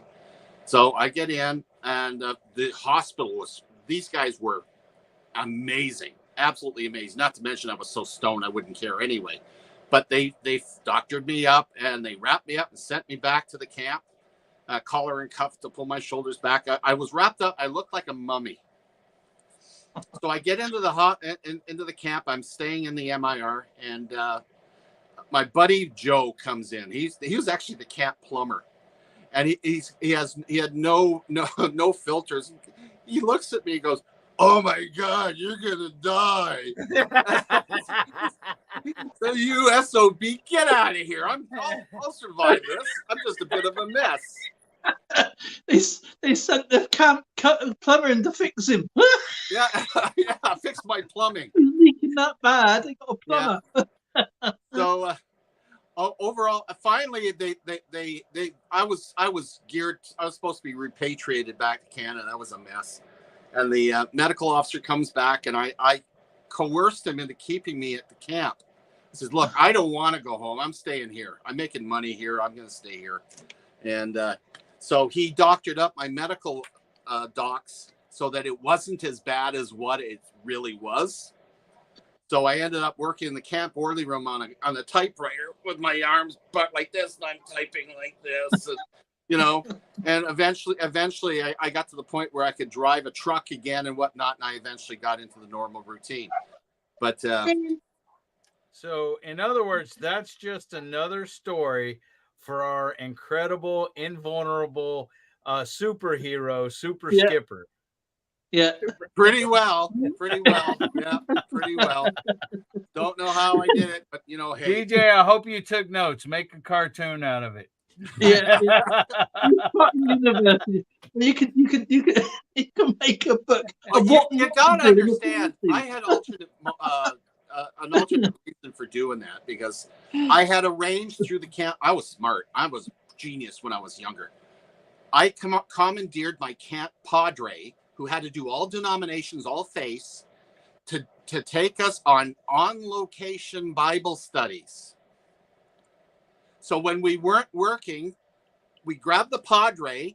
He had access to a van, and we booted all over the Holy Land, everywhere. And we did on-location Bible study. So when we learned about the Sermon on the Mount, we were on the Mount of Beatitudes. When we went everywhere, Golgotha and the Garden Tomb and the Holy Sepulchre and Masada and Capernaum. I drank out of the source water of the Jordan River. I didn't want to go home. Wow.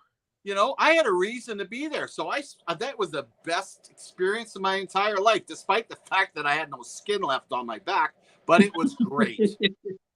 Now, there's another moral to this story, okay? Now, since Skipper left the services, okay, they had to rewrite the health and safety book on what not to do in the service.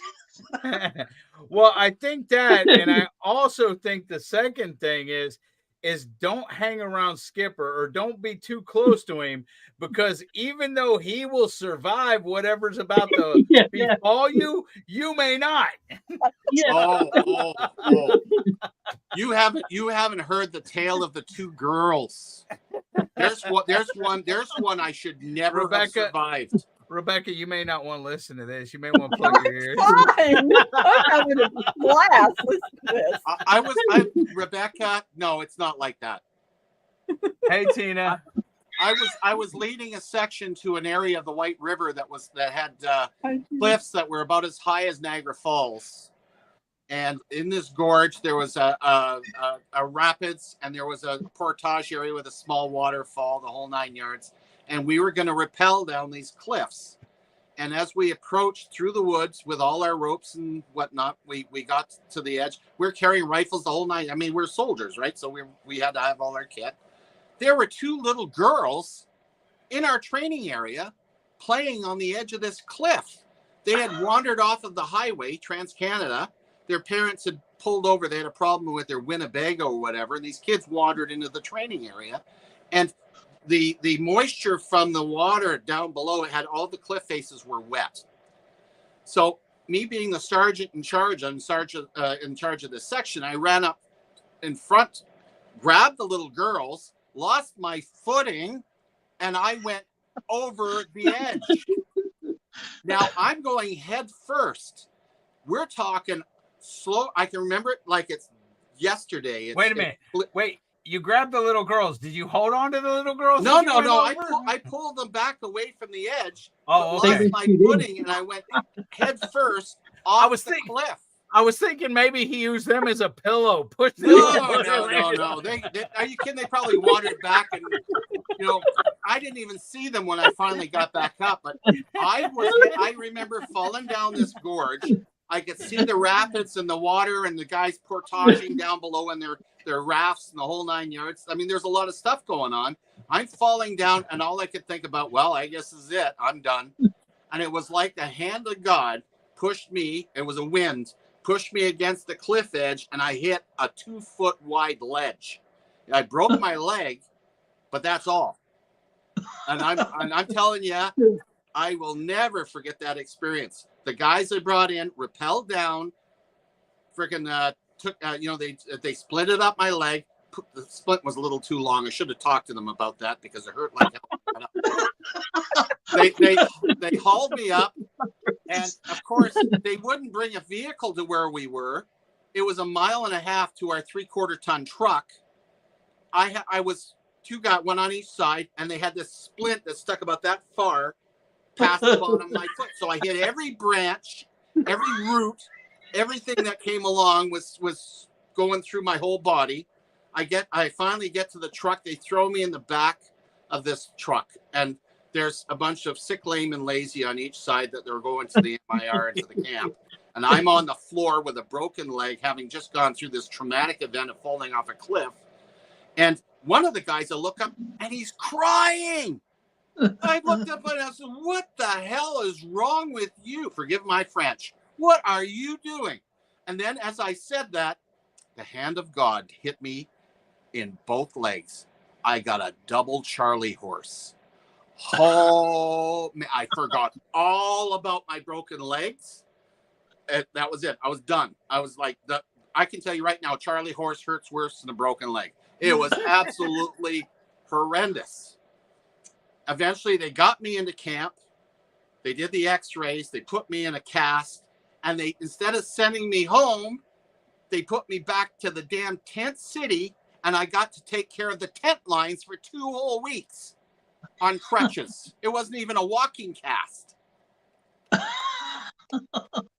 And do you know what he done, Devil? That isn't the best part. The best part was when they have urinals out there. They're like little tubes sticking out.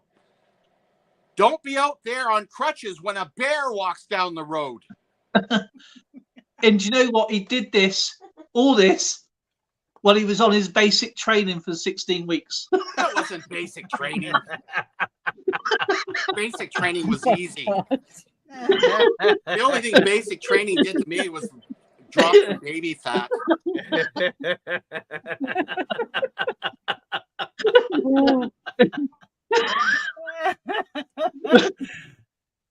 Anyway, there you go. I got lots more too, but I don't want to. No, there's so many. He's told me so many. I've been in stitches. Wow. Not as but you know what? If you can't laugh about it, what can you do, right? What? Not stitches like him. Stitches. Yeah.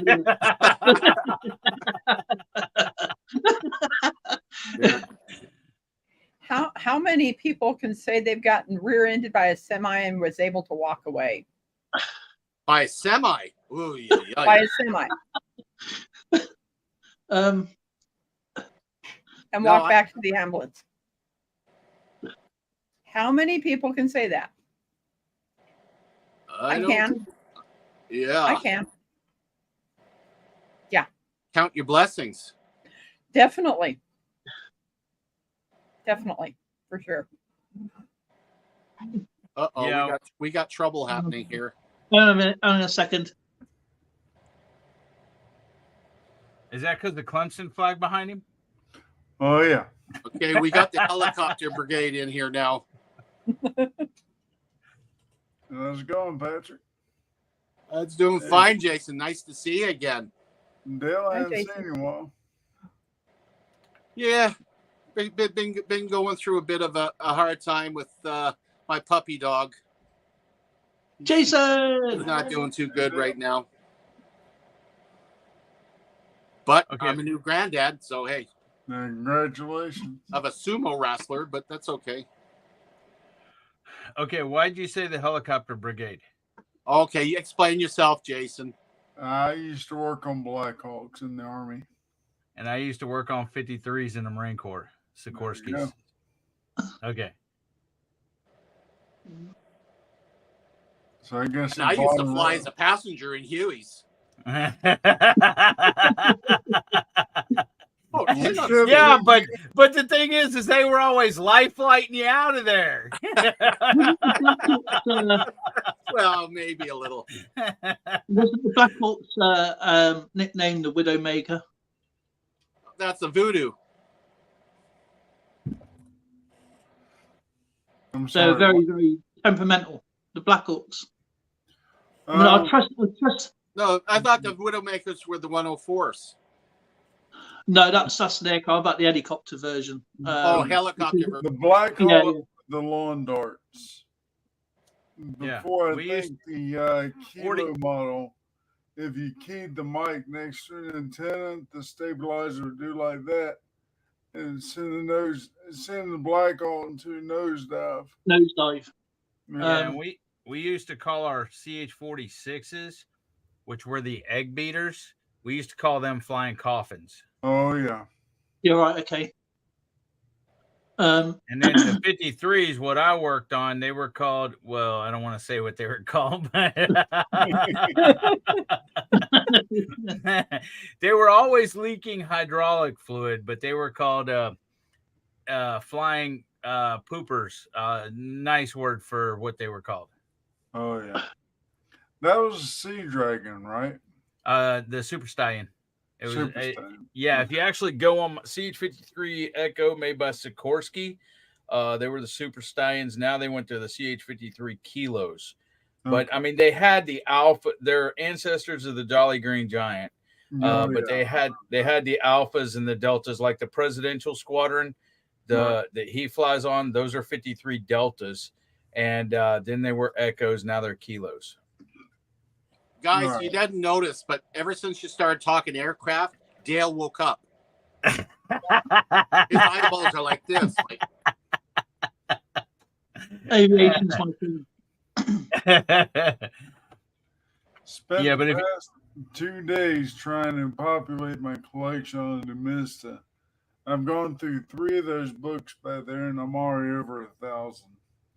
oh, you have way more patience than I do. Holy cow. Yeah. Hey, Jason, I just got my delivery today. I've not had no coin flips for a while. Well, I got some, but the coins I have just don't fit. So, yay! I got some. Nice. That's about the same thing I did. All that for just over £4. So Really? Do yeah, they actually weigh that much? Okay. Let's just say more or less $4 then. Okay. $28 Canadian. Oh, $4 nice. Yeah, US, that was really $28 good. Canadian. Rub it in.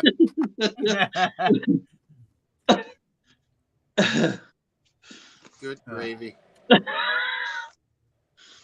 See? He tries getting me, doesn't he?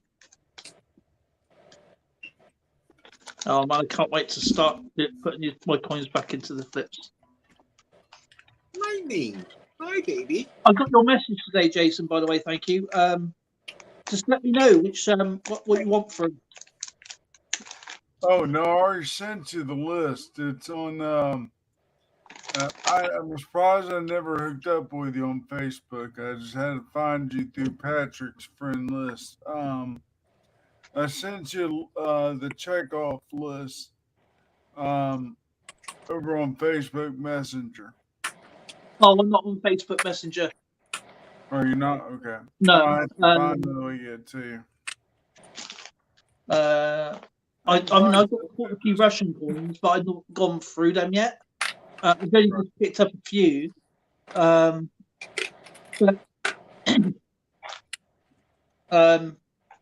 there's a few things I'm getting for your package. I know I've been sending this for a while now, but I got a few things, and I'm waiting because I'm waiting for Skipper. I got a few things to send out as well, but I said to Skipper this anyway. I've got things coming for you, and hopefully, I'm pretty sure. Well, I know you got a massive collection, so I'm 1% sure that you don't have these coins. I'm banking on the 1%. Yeah. So yeah, that is what I'm hoping for anyway. I appreciate it, bud. But there's other things that Zoe's looking for to get you, which I'll tell you what they are, is 80s Scouts badges. The old stuff that, because my friend, he was in the Scouts for years. He's still got his uniform. He's just got it in a bag.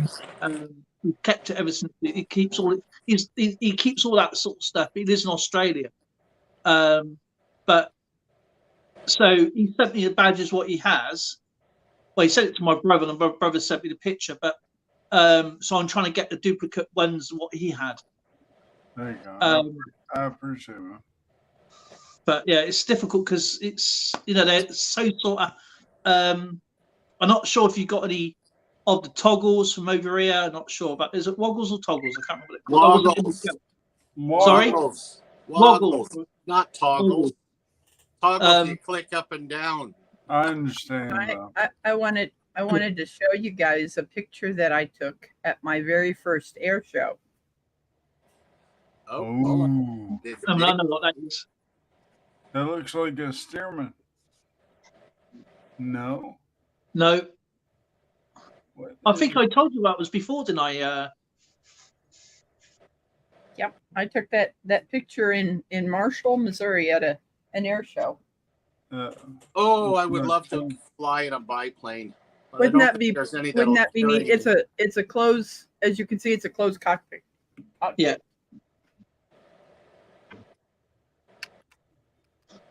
I knew if I pulled this up here because of the glass, it would have glared. So that's why I took it out. Right.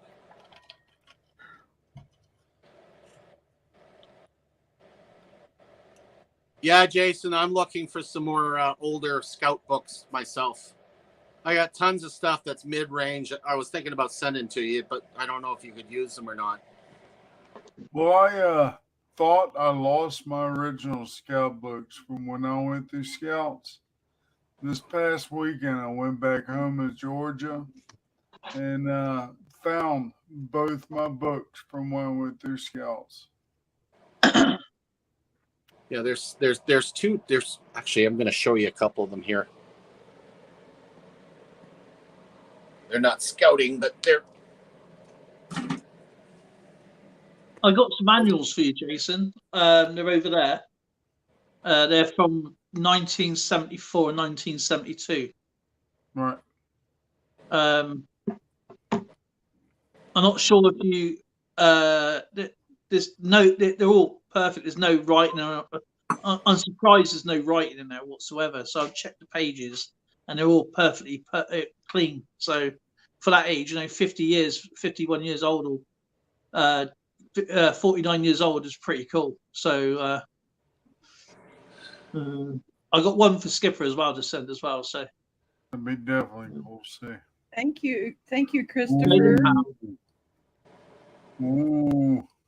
Date on that one's 1900. Nice.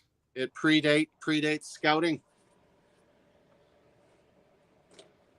So Another one just after he got done with the military, right? That's right. Exactly. The other one I picked up here is a general sketch of the European War, dated 1916. Nice. And even though I don't like it when folks read it, but it actually shows the date. They received it March 1917 on this one. Well, that's pretty cool because that gives you an actual proper date then, really. Yeah, but you try to get them so that you don't have a lot of the things you don't want in these books is like stamps from a library and stuff. Yeah. Okay, but it shows the battle plans. 1916, so we're still waiting for the Americans to join. Yep. Then I found this one from Alfred H. Miles. And this one here, if I remember what was the date on this one here, is this is 1907. Boys and Men, a Book of Heroes. That's pretty cool. And it's got all the different, people like Alfred the Great, tells the stories. These books, I have such a fascination with the people's insights in throughout history that have written these up, what they considered heroes or not heroes, and little things like you find stuff like this in there. I've seen that picture before. I can't place where. That's Lieutenant Care at Culliford. I think that's got to be in. Yeah, it's the Indian Mutiny. But yeah, so that's what, as Jason knows, we're collectors of stuff like this, and I'm always looking for some new those sort of books in the bookstore. So if you like that stuff, I can send you that stuff as well. What stuff's that, Dale? The book you just shown, Yeah. apart from Baden Powell books, of course, I do ask because people don't know what they may have. So, like, I don't know, a grandparent, unfortunately, the offspring or the young ones don't know what they have, so they just send it to charity shops. And I call it a bookstore because it's just full of books and records and other bits and bobs. But because it's all like where I get the comics from and all the books, I just call it a bookstore because that's what it basically is. If you what I do, I have a look round. If you like that sort of era and type of book, they've got books going back. I would say early 19th century in there, but they're really expensive. It's all about £75 a book. They can get pretty expensive. Yeah, but I did a coin the other day. I don't know if anybody saw this, but this is a Colburn's 25 pfennig coin, and this is part of the Prussia on the Rhine, and this is actually war money. When the Allies took over, they were only allowed to use this money for 1 year. Not Guild, right? It's Coburn's money. Not Guild is what it's called. And that basically translates only used for 1 year. Yep. And the reverse is, it says War Money 1918, 25 pfennig. Yep. Oh, wow. I may actually have that one. I thought that's the coins I'm picking up from the coin shops. Sweet. Those things are very they're not as collectible as they should be. People don't know about Not Guild very much. Mm-hmm. Thank you. I collect the notes and the coins. I know you love your older stuff. I know you love more of the older things, but there's only 1 million of them made. I think 1,100,000. I think I'll have to look at the proper video, but I know it's just over 1 million. And there's a coin there's a coin I'm going to be doing in the next couple of weeks. I've already done the video. Well, it's going to be out about the voice video. I do a silent video and then a voice video, but I put all the information in the description, as you all know. And it's another. Hang on, I just got to remind myself of it. Hang on a second.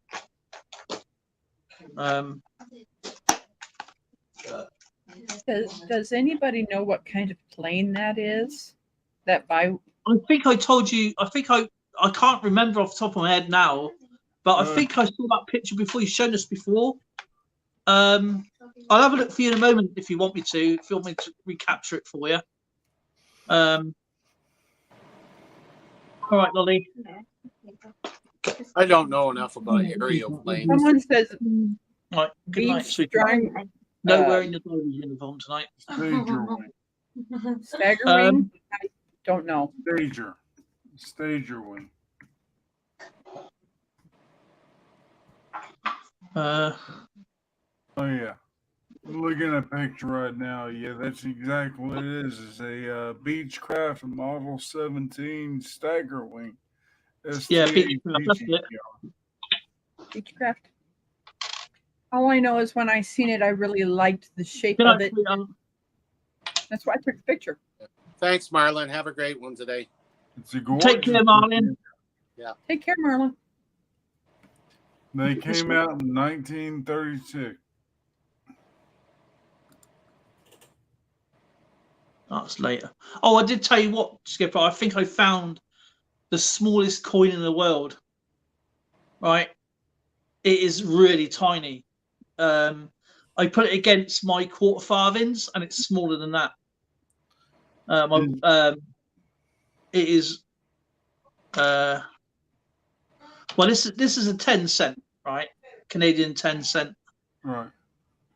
and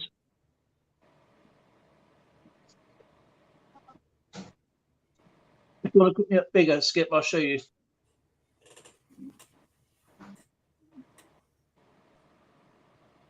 It is literally just there. You see it? I didn't wonder if people lost those bloody things. They're so small. Yeah. Oh my gosh.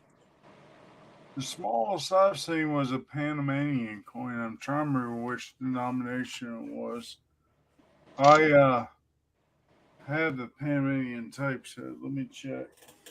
Actually, I've got I would love to. it's Oh my goodness, that thing is that's against small. a cent. That is a wheat cent. Very, very small.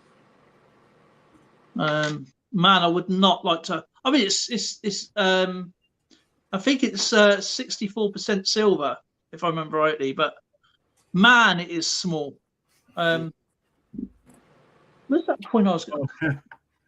Here you go. Blow me up, Pat. All right, in Panama, 1904, there's the 2.5 centesimo. Holy crap. Do you know? I probably might even. Do you know what? Do you know what the size that is? Give me a second. I've got a metric ruler. That's crazy. No, Let me just. they're I'll take a small. picture of this coin, and then I'll try and go on to the size of this coin. I want to say it's 9. It looks like almost 10 millimeters. Wow. Yeah, this is probably around about that as well by the looks of it. I'll get the. Let me just do a quick search because that's probably just gonna. Because I don't know it off the top of my head. I'll be back shortly, guys. Got to check on my puppy. All right, Bob.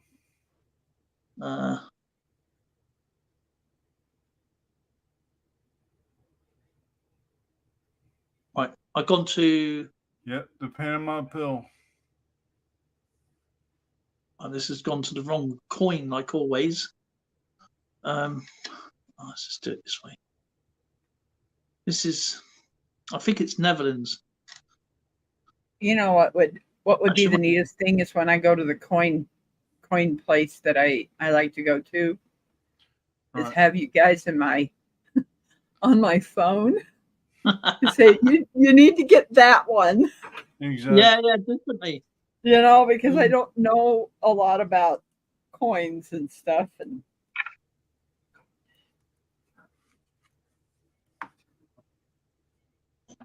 Yeah, this is Netherlands, this coin, but I don't know why it keeps coming up as a blinking 3 cent coin. so are those hand struck, that little one, or not? No, these would be like milled. Yeah.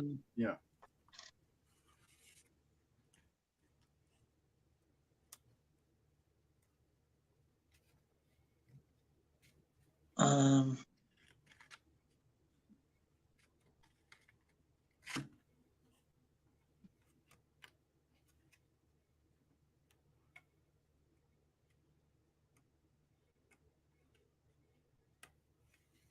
Trying to think which Netherlands coin was real small. but the smallest coin I found was in my. We was going through them, and it was something like 0.9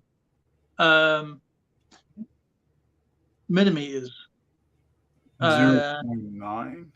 Yeah, that's a 10 cent. That's no good.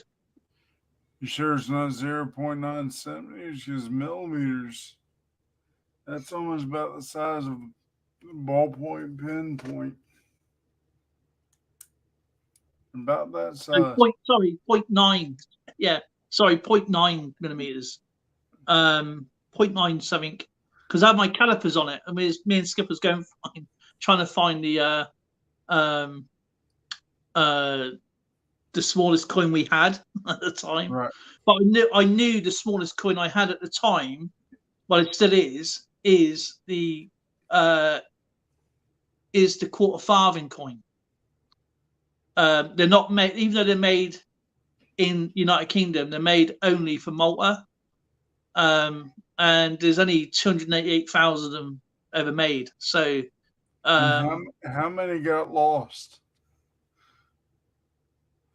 only smarters have the answer. I don't know.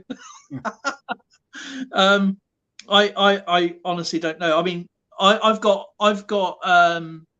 3. There's 4 been made. I've got 3. I've got Queen Victoria ones and King Edward one, and there's one I'm missing. I think it's the 1879. I think it is. But that's the smallest coin. Then I found another coin that was really, really tiny, but I can't remember what it is. I haven't done the video on it yet. But I will find out. I've done the video on the coin, but I haven't actually done the information yet. I because all these are war coins to me. What I do, I go on to like the Utrecht Mint or whatever, and because it's Netherlands, you see. And there's another coin I saw earlier which you would be interested in. But I will find out. Obviously, when the video comes out, you'll find out anyway else how actually small it is. It's if you're interested. Oh gosh, it's. Let me just get back to the photographs because I like doing the research. You see, it's the Netherlands. William III, King of Netherlands and Luxembourg. 5 cents, 1850, and it's got the sword. It's the 1850, and it's the rare one with the dot after the date. Right. Okay, there's 2 types. There's only 3 million made, I think there was, off the top of my head. I don't know the full information, but I know this one's got the sword to it. Where it's there, look, is the sword to the chief engraver. But it's the Netherlands 1850 dot dated one, which is the one. There's another variant without the dot, which is the main variant. And you got the Utrecht Mint. Is it cornucopia? I think it's called. And the sword. Right. Yeah, I see that one. And I'm not sure the size of it, so I don't know the fundamentals yet. I know about the coin, I just don't know all the coin. It looks I like haven't- I'm looking at NGC. It says that it's 12.5 millimeters. That's 12.5 millimeters, so it might be a bit bigger then. Obviously, it's going to be a bit bigger. But yeah, there was two types. There was the 1850 dot and the 1850 without the dot. And it's a sword, and there's a sword there. Yeah, there's a sword dot after the date, and then there's a sword without a dot. Yeah. Yeah. And that's, I don't know why, but this phone don't charge the battery, so it keeps going down really quick. Let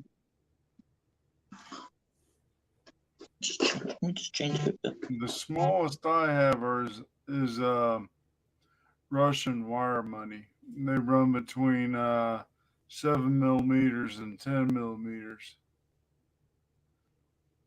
And then they're kind of oval shaped, so some of the longer ones will get up to about 17.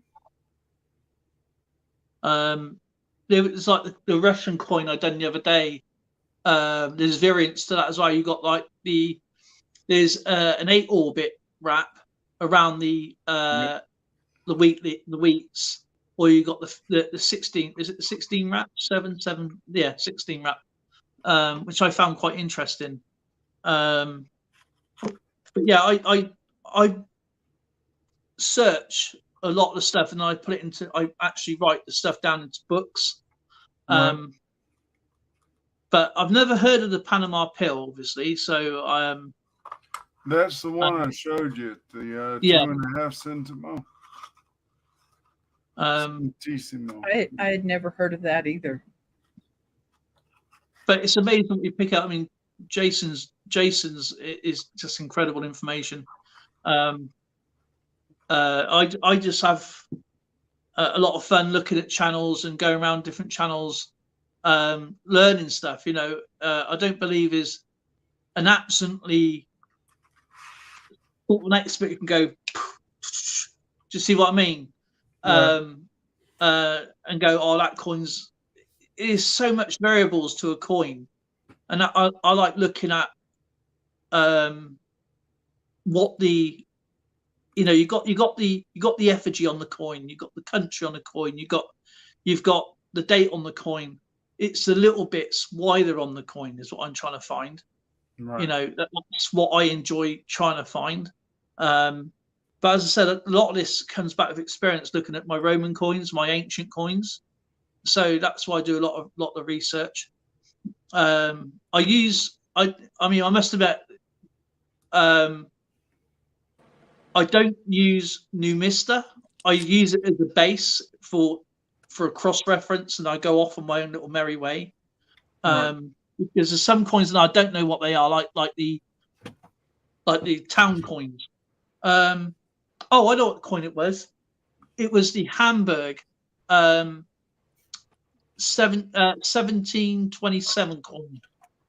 That would have been the Holy Roman Empire. No, this is the German Empire. Well, no, before the 1800s, it was all Holy Roman Empire, and then German Empire and Austrian Empire split up from there around the early 1800s. So before then, in 1700s, it was still part of the Holy Roman Empire. It wasn't a German state, but it was just part of the Holy Roman Empire. Let me just find my coin. I've done the video. As I said, I've done the shell of the video. I haven't put any information in yet. A dilly bar. Okay, 80. I'll show you the coin. I'll take the picture of the coin. I think it's in this lot. Sorry, Skip. I had to go feed my turkeys and goats and stuff before it got too late. Oh, great. My phone is dying. I had to take care of my dog and my wife. This is 90% silver, this one. Because this is where I get Austrian Stacker to help me with the flags. Right. Right, I'm gonna have to take the charger out of this and put it into here.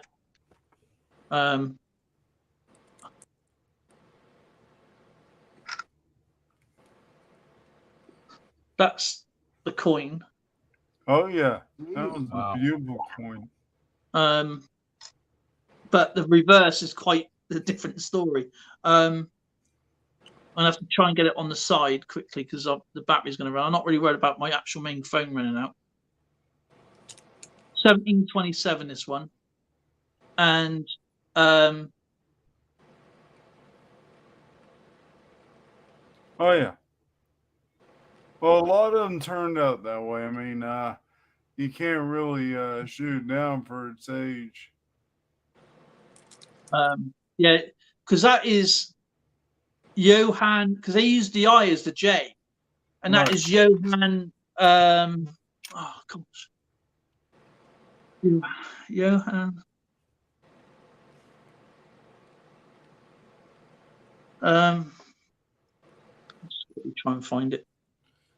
So it was 1729. What city or what state? German state? Hamburg. Okay, 1729 Hamburg. And it was a what? 1 shilling. 1 shilling. Okay. Hamburg, and that's SCH. Yeah, SCHILLING. Just shilling with the C. Looking at it right You'll now. die.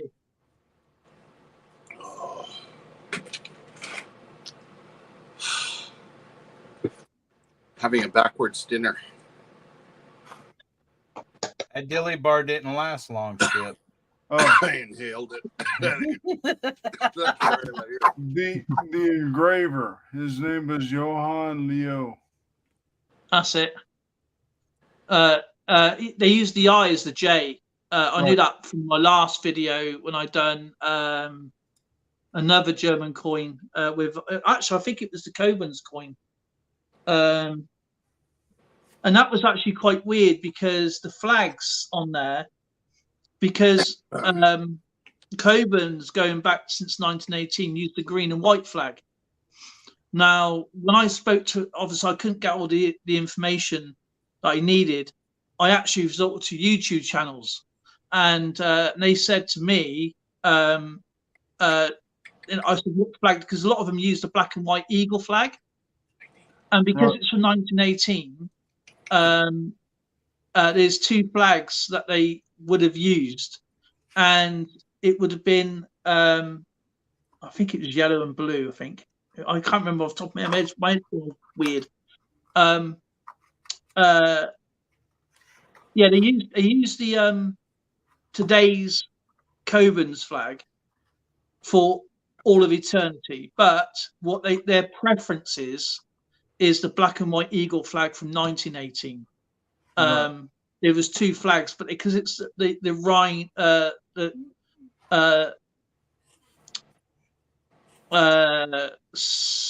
did I say? Rhine, something on the Rhine. I can't remember what I said now. Was it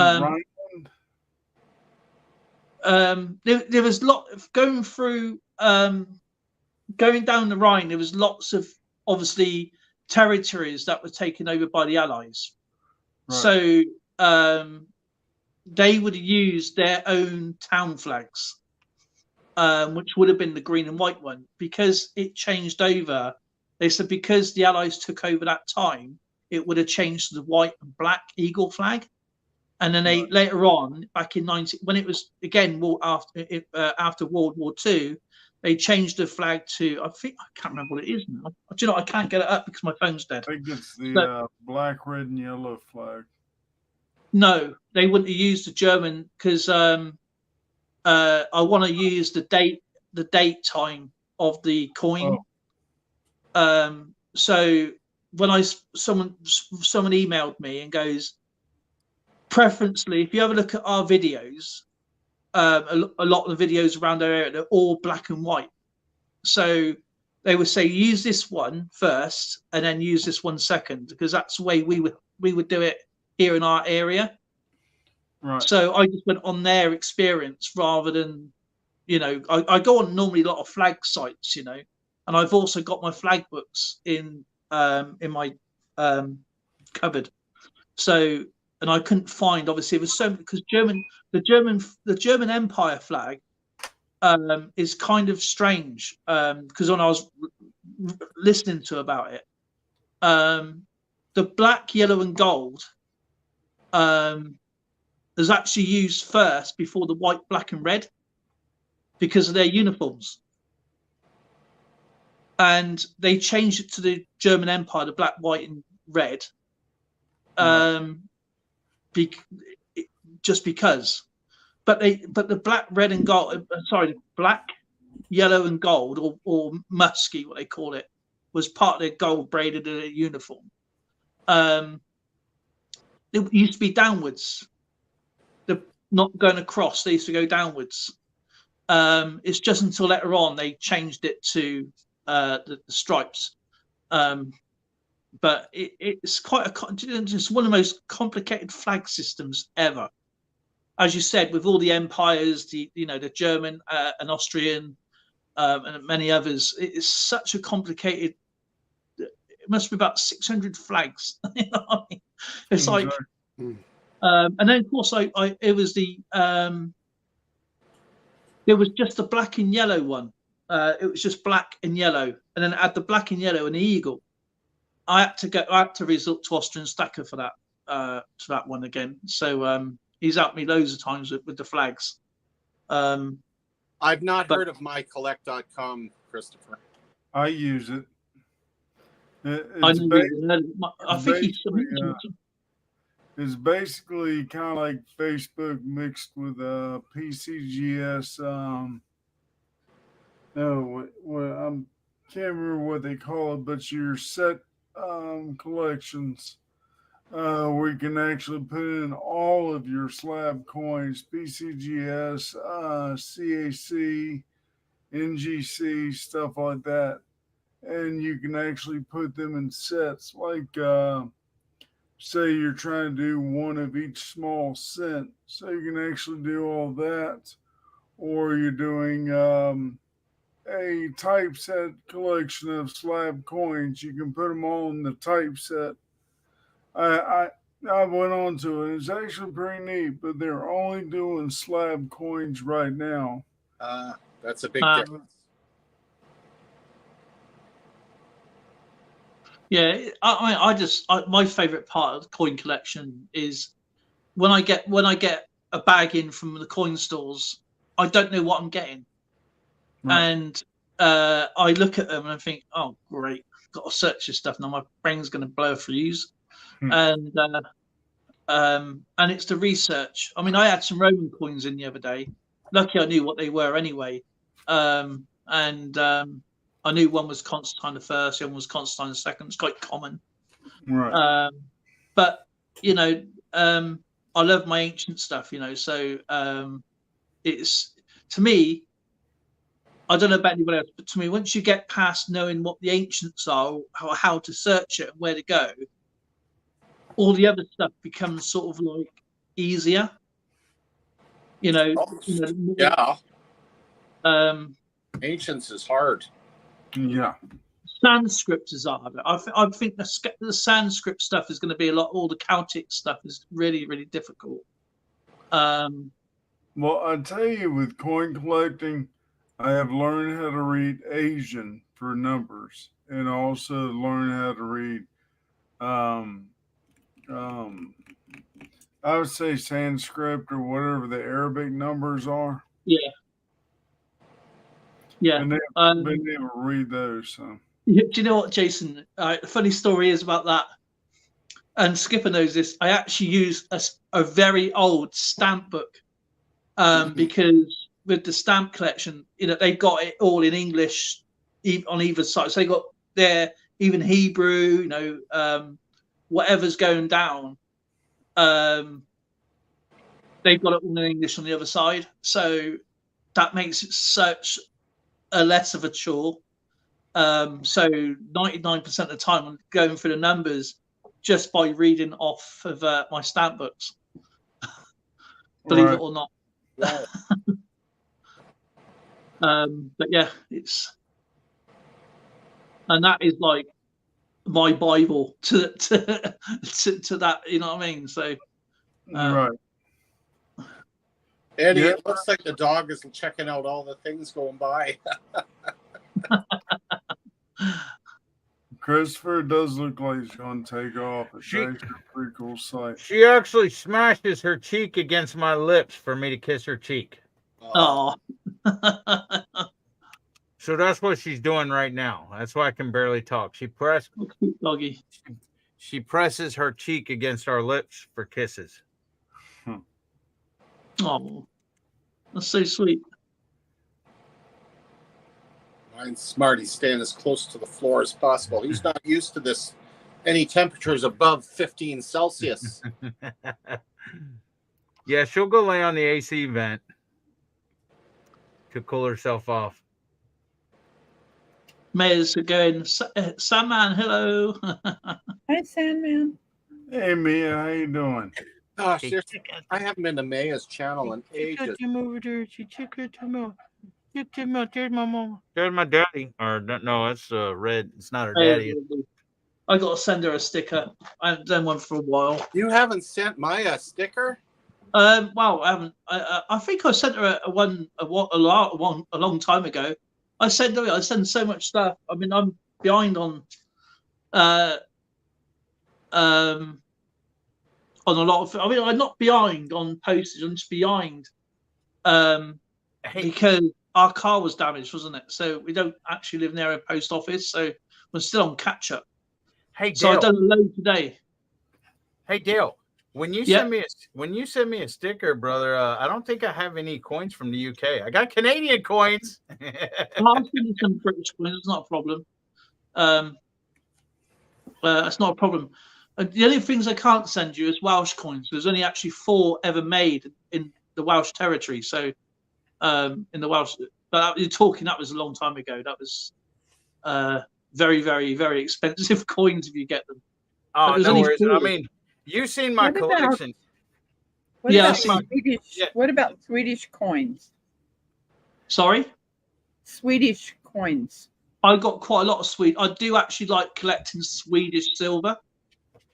I absolutely find them really, even though they're not high value silver, you're talking around about 6.4%, I think it is, 64%.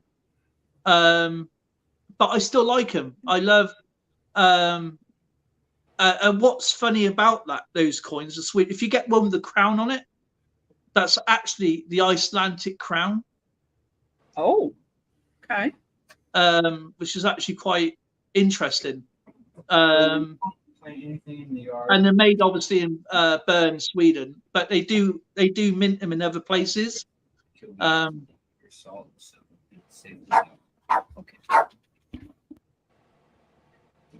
Yeah. My dad's my dad's mother's family were from Sweden. Oh, okay. So that's why I want to do something, that has to do with my history, my ancestry. So I'd definitely like to find a Swedish coin. Yeah, the rappens. They're called rappens. Reference. Okay. Yeah, they're actually. I actually look in my bank. I don't think I've actually got any Swedish banknotes, but I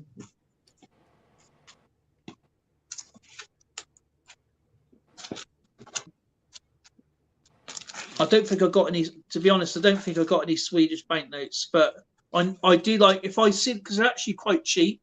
You're talking a Swedish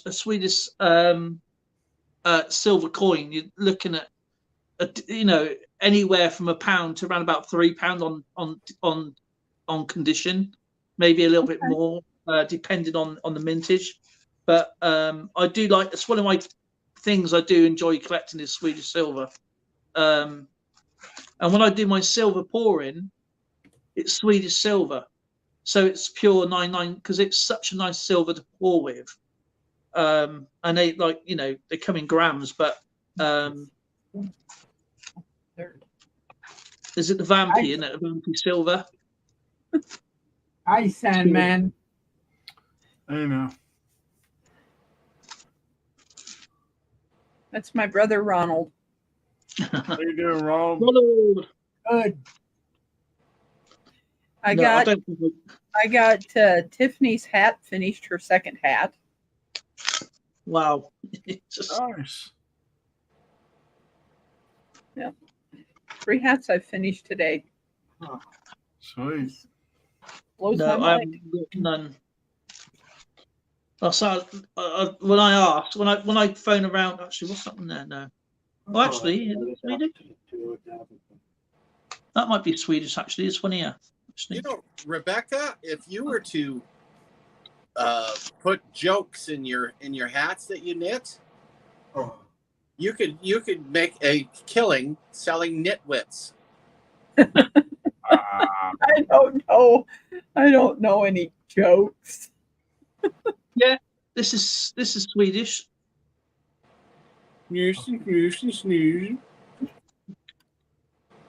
Oh wow. That was Funny neat. thrown up.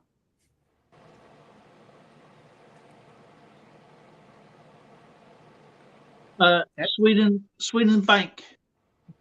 Says there. Okay.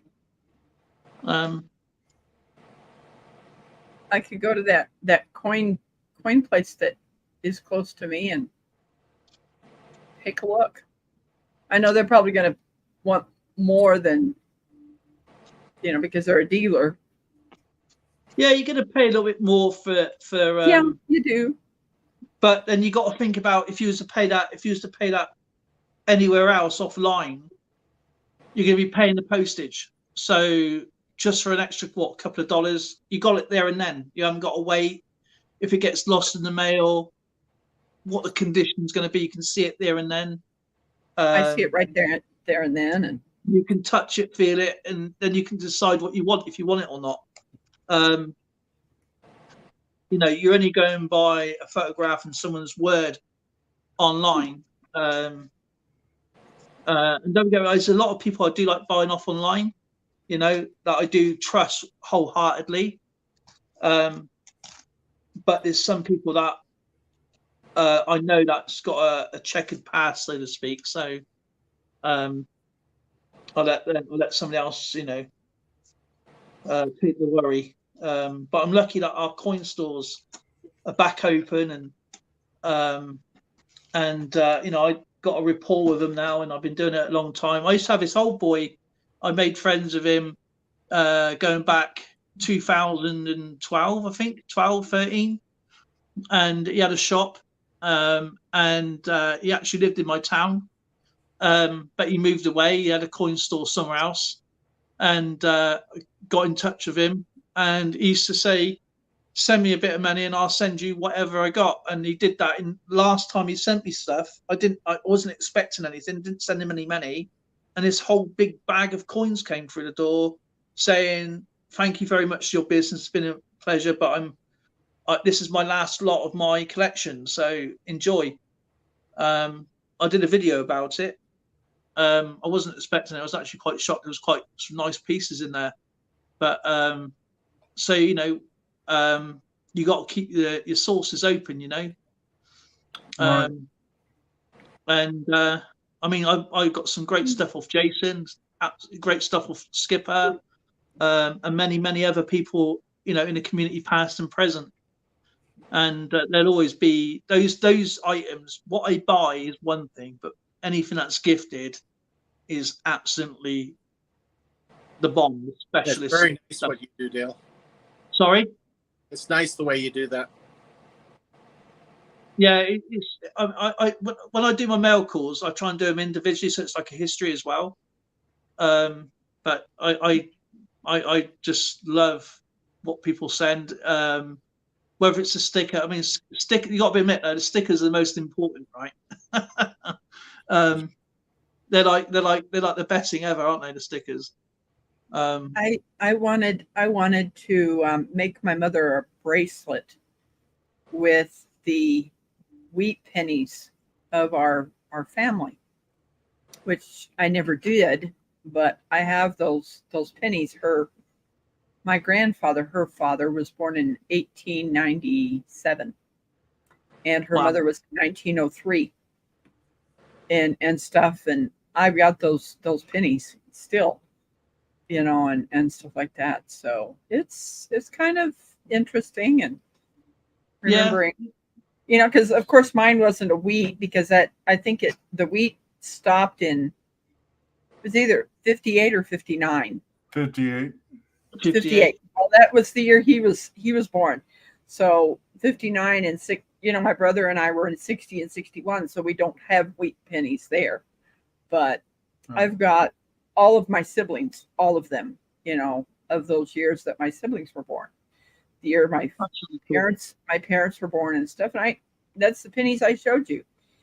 They mean a lot to me. They're sentimental. They're worth more than gold, and that's what I feel for the gifts and stuff like that, because that is my true history. That is, if I come into, I can't afford a lot anyway. I only spend £20 a month on coins. That's all I allow myself, and it's literally what I spend for my collection is one thing, but anything that's gifted is precious. That is never going to go. I'll sell an organ before I sell any of those coins or currency, and because they mean the world to me. And I actually agree with you, Christopher. All coins are now Welsh. They are made at Lantrist, and you're absolutely right. I should overlook that part, didn't I? But I tell you what, I was showing Skipper a few weeks ago that I can actually do the Revolutionary War of my coins. I got a King Charles II coin. Nice. Which it's not very good. It's not a very good condition coin, but you can still make out the date, the kind of effigy, and Charles II. So my aim at the moment is to get the Charles I. So that means I have Charles I, Charles II, and obviously King Charles III. I think the oldest English coin I have is a Longshanks. Oh wow! Okay, Ethered, isn't it? King Ethered.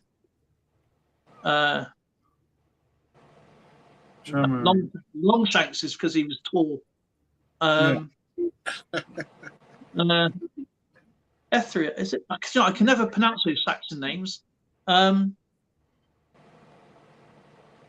isn't it? Ethered. So, what's considered the world's nastiest pizza? Pineapple. Anchovies. Not even close. I like Canadian bacon with pineapple. I like it too. But that's not the nastiest. No. I saw one today, baked bean pizza. Baked bean pizza is kind of odd. Yeah. Well, from what baked bean pizza. From what I understand, DJ eats a peanut butter and jelly pizza. I've never had one of those. And I don't think I ever will. We got a chocolate pizza over here.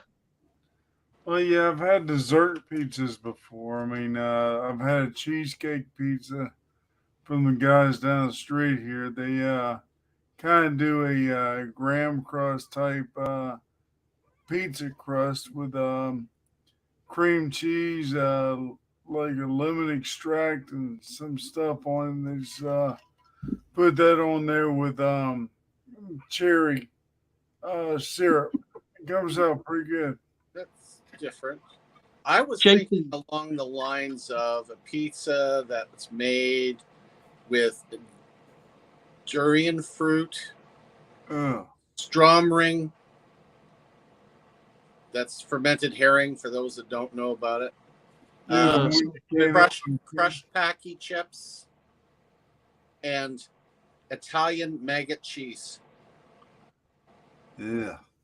Yeah, no. I think They I can can have think of a really nastiest pizza that we call over here, but I don't think it's appropriate.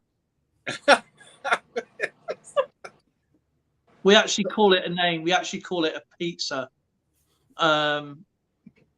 Actually, it's not, the words are not bad. It's just the content is disgusting. I'm sorry, you Brits have got something way worse than pizza. When I was in Salisbury, I saw a restaurant that was selling curries, and they were listed by heat. Yeah. And there was one there that was like insanity, and another one was freaking obnoxious or whatever. They had all the different ratings. Mm. Basically, your stomach lining is instantly dissolved. Pretty much. I love a madras. I love a really hot madras. Well, we call it. We got something that rhymes with it afterwards. I'll have to tell you off air because obviously it's not appropriate. But a vindaloo is quite nice. Yeah, vindaloo can be absolutely gut destroying. Yeah, that and then you have a sol, I think it's called, which is hotter. But a vindaloo, you need a lead lining stomach for that. But I can handle ketchup. But a vindaloo, a madras is one down. Is the next one down from a vindaloo. But it's quite tasty. It's basically made of lemon juice and other herbs and spices. Right. Coriander. So it's actually it's a nice taste to it. It's just the heat afterwards, and the madras rhymes with something the next day. So yeah, I actually got that. So yeah. But we talk about a pizza. We call something. I'll say what it is. It's called a pavement pizza. That's enough alone right there. We probably in the South call it roadkill.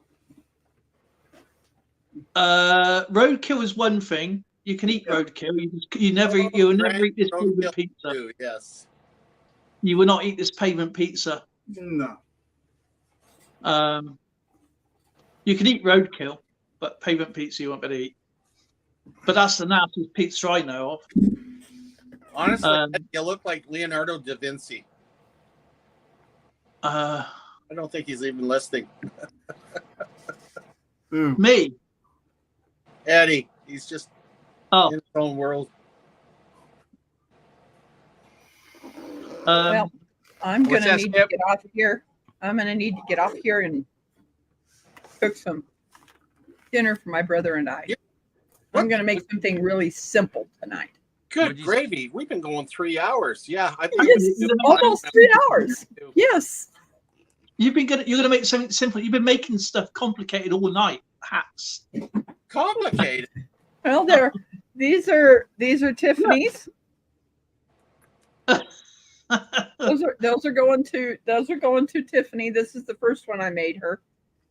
Do you know how hard that is for me when I'm sitting here dying in the heat and you're pulling up all these woolen things? I'm like,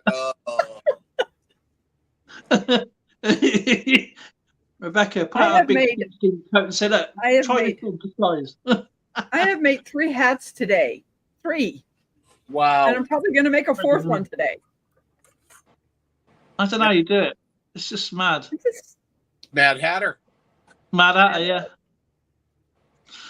You know, it's just, it relaxes me. It really does. You know, whatever you enjoy, that's why we do these things. Yeah. You know, it's like, being able to see a bill, from a different country is so neat. It's, seeing those things and like, yeah, I want to get something that's from Sweden because my family came from there. You need I'll send you a Swedish coin, Rebecca, if you want. Sweden. I'll send you a silver Swedish coin. Thank you so much. Not a problem. I'll put my address in the private chat. I'll with take the- the old one. You got it. what you? He's got it. your Skipper's address, got right? it. Yeah. The Okay. skipper hasn't lost it again. What? Because I've got a lot of postage to do, and I have to put you in the list, so it will be a little while. Okay. Just give me, and when I get it all ready, I'll ask Skipper for it and I'll send it off to you. Yeah. It'll be fine, Skipper. It will definitely be fine for you to give my address to him. Wonderful. Because that would just be so neat to have something from my family's country. Yeah, that's not a problem. Certainly would. I've got quite a few Swedish silver, so it's not a problem. So that's fine. Thank you. That's all right. You're welcome. This is what's great about the community. It's just like if anybody needs anything, we sort of try and help each other out in some way or another. Whether it's information or exchanging trades or whatever. So I don't ask for anything back. So it's just literally a gift from me to you. So Thank you. and I was going to go to that coin place and take a look what they have, and the guy that got me interested in the coins, he sold it to a young man now, but he's still there and stuff, and it makes it nice, looking for different things. That's where I got my proof set of the pennies, all the for the year I was born that have never been opened. Wonderful. That I keep in my safe, and it was the year that I was born, and has them all in there. They're going to be great keepsakes and memories is probably the best thing. Golden memories for anybody. Memories. But if I was you, like with anybody, if you got a local coin store, ask them what they've been trying to get rid of for ages. If they got anything in the back, that's what I ask. Is that you got anything in the back they've been trying to get rid of that you want gone? And that you'd be surprised. I get a bunch of stuff come in, and it's silver now. I get American coins. I've had loads of Mercury dimes. I sent Skipper off a bunch of Mercury dimes to have his collection out, and I ended up with a load more. So Of course. it's just like what? So it's like, hang on, has he sent them back? It's just crazy. It's just like, man, I got a bunch of buffalo nickels, right, which I've had for years, with no dates on them. And of course, these coin stores are all back open again and stuff like that. And obviously, people off the internet and people sent stuff through. And now I've got dates to them from 1915. I've got 1936, 1935, 1934, whatever. So I'm slowly getting the dates for them together. I'm not sure when they were first out. I'm not really too sure about it, but my earliest one is 1915, I think it is. So I'm not sure when they were first out, but I know there's one coin with a dipped edge. They call that a sloping edge, I think.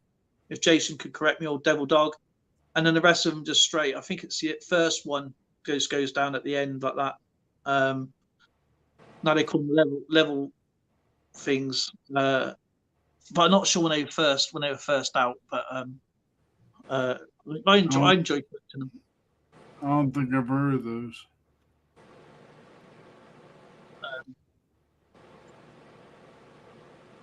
But it's amazing what you come across though when you're searching and stuff. But yeah, I think it's the first one. I think it dips down at the end. Do you know you got the buffalo at the end on the reverse side? Yeah. The end of it dips down. That's called the sloping edge, not the straight edge. Oh, you're talking about the type one. The type one. They had the below the buffalo, the ground was higher than the rim, so it get worn out very easily. So the next year they got rid of the ground. So you have your type 1, your type 2. No, I didn't know that. See what I mean? You learn stuff all the time, right, Devil Dog? Through Jason. Yep. But yeah, it's American coins, okay, are fascinating. Okay, because I mean the V nickels I really enjoy. It wasn't until recent, well, till what, 3 years ago, I didn't realize there was a V nickel. Right. Jason sent me amazing coin. You know, he sent me the first commemorative US coin, and the City of Liberty, the Flying Eagle, and I've got them all. I've got them all. Is it the I sent you a Morgan too. Yeah, you sent me a Morgan. Is it the oh, I can't remember what it's called now. It looks like one of our old pennies, but it's not. It's got the looks like Barbara or Liberty. You talking about with the large cents? 19, yeah, the large cent. That's it. 1926. Yeah, 1850s. The 1850s. Is it the large cent? Because I think it's 1826. I think it is. Probably so. Yeah, probably a matron head or a braided hair. Braided hair, I believe. By the looks of her, if I remember her hairstyle, because I got it in my because Skipper had do you know my book I had with all my paperwork and coins together with everybody? Well, I went to show my friend because he was fascinated and he wanted to look. I dropped it, and of course the weight of the coins and everything just ripped everything apart. So I've had to put it all in the way, but trying to put it away in my books, but with everybody's information there, like who sent it to me, what the information on the coin flip. Right. So I've got all my stickers and all my notes and what people sent me in one box, but all the coins are in my folders, so they're much more better protected now. Skipper knows what I'm talking about. He's seen it. And he's seen my flips. They were just all ripped apart, weren't they, with the weight of that book? I remember when that happened. Yeah. Yep. Well, guys, I'm going to shut her down. No, you got another 3 hours yet, you said. Yeah. I'm in the words of the Wicked Witch, I'm melting. I'm going to take a hot shower and find the biggest fan humanly possible. And the dog and I'm pulling my dog into the shower with me because he needs to get wet too. Poor bugger. It's just, come on. It's 80 degrees here. We're dying. And Rebecca's going 80 degrees. Give me a break. Never 20 degrees of that, and Rebecca would be happy. Oh. I would never survive anything over 90. Yeah, but you're talking about Celsius, though, aren't you? No, Fahrenheit. There's been times that it has gotten in the 100 degrees here where I live. Couldn't survive. When I was in Texas, we was advised, obviously me, by the travel agents, because it was so hot where I went down in Dallas at the time, because I went in the summer, that you wear a shirt because obviously you're going to be used to it. Do you know what? Even though it was like 110, I'm talking about Fahrenheit, by the way, 110. It was actually, because it was a different type of heat, it felt really cool. See you, Eddie. I'll see y'all later. Take care, Eddie. Look after yourself. Nice See you later, Dale. Rebecca, check your email. I will. We can get on Discord and chat for a bit. All righty, that's a good idea. All right. For you guys, I might catch you there after my shower. All right. Take care, guys. Jason's going to hit us up. I'll be up for another half hour or so. All righty. Take care, Rebecca. I'll tell Skipper when I'm ready to post your mail out to you and everything. So okay. and he'll let you know. But if not, you'll have a surprise in the door. Yes, I will. Later, Yes, I will. haters.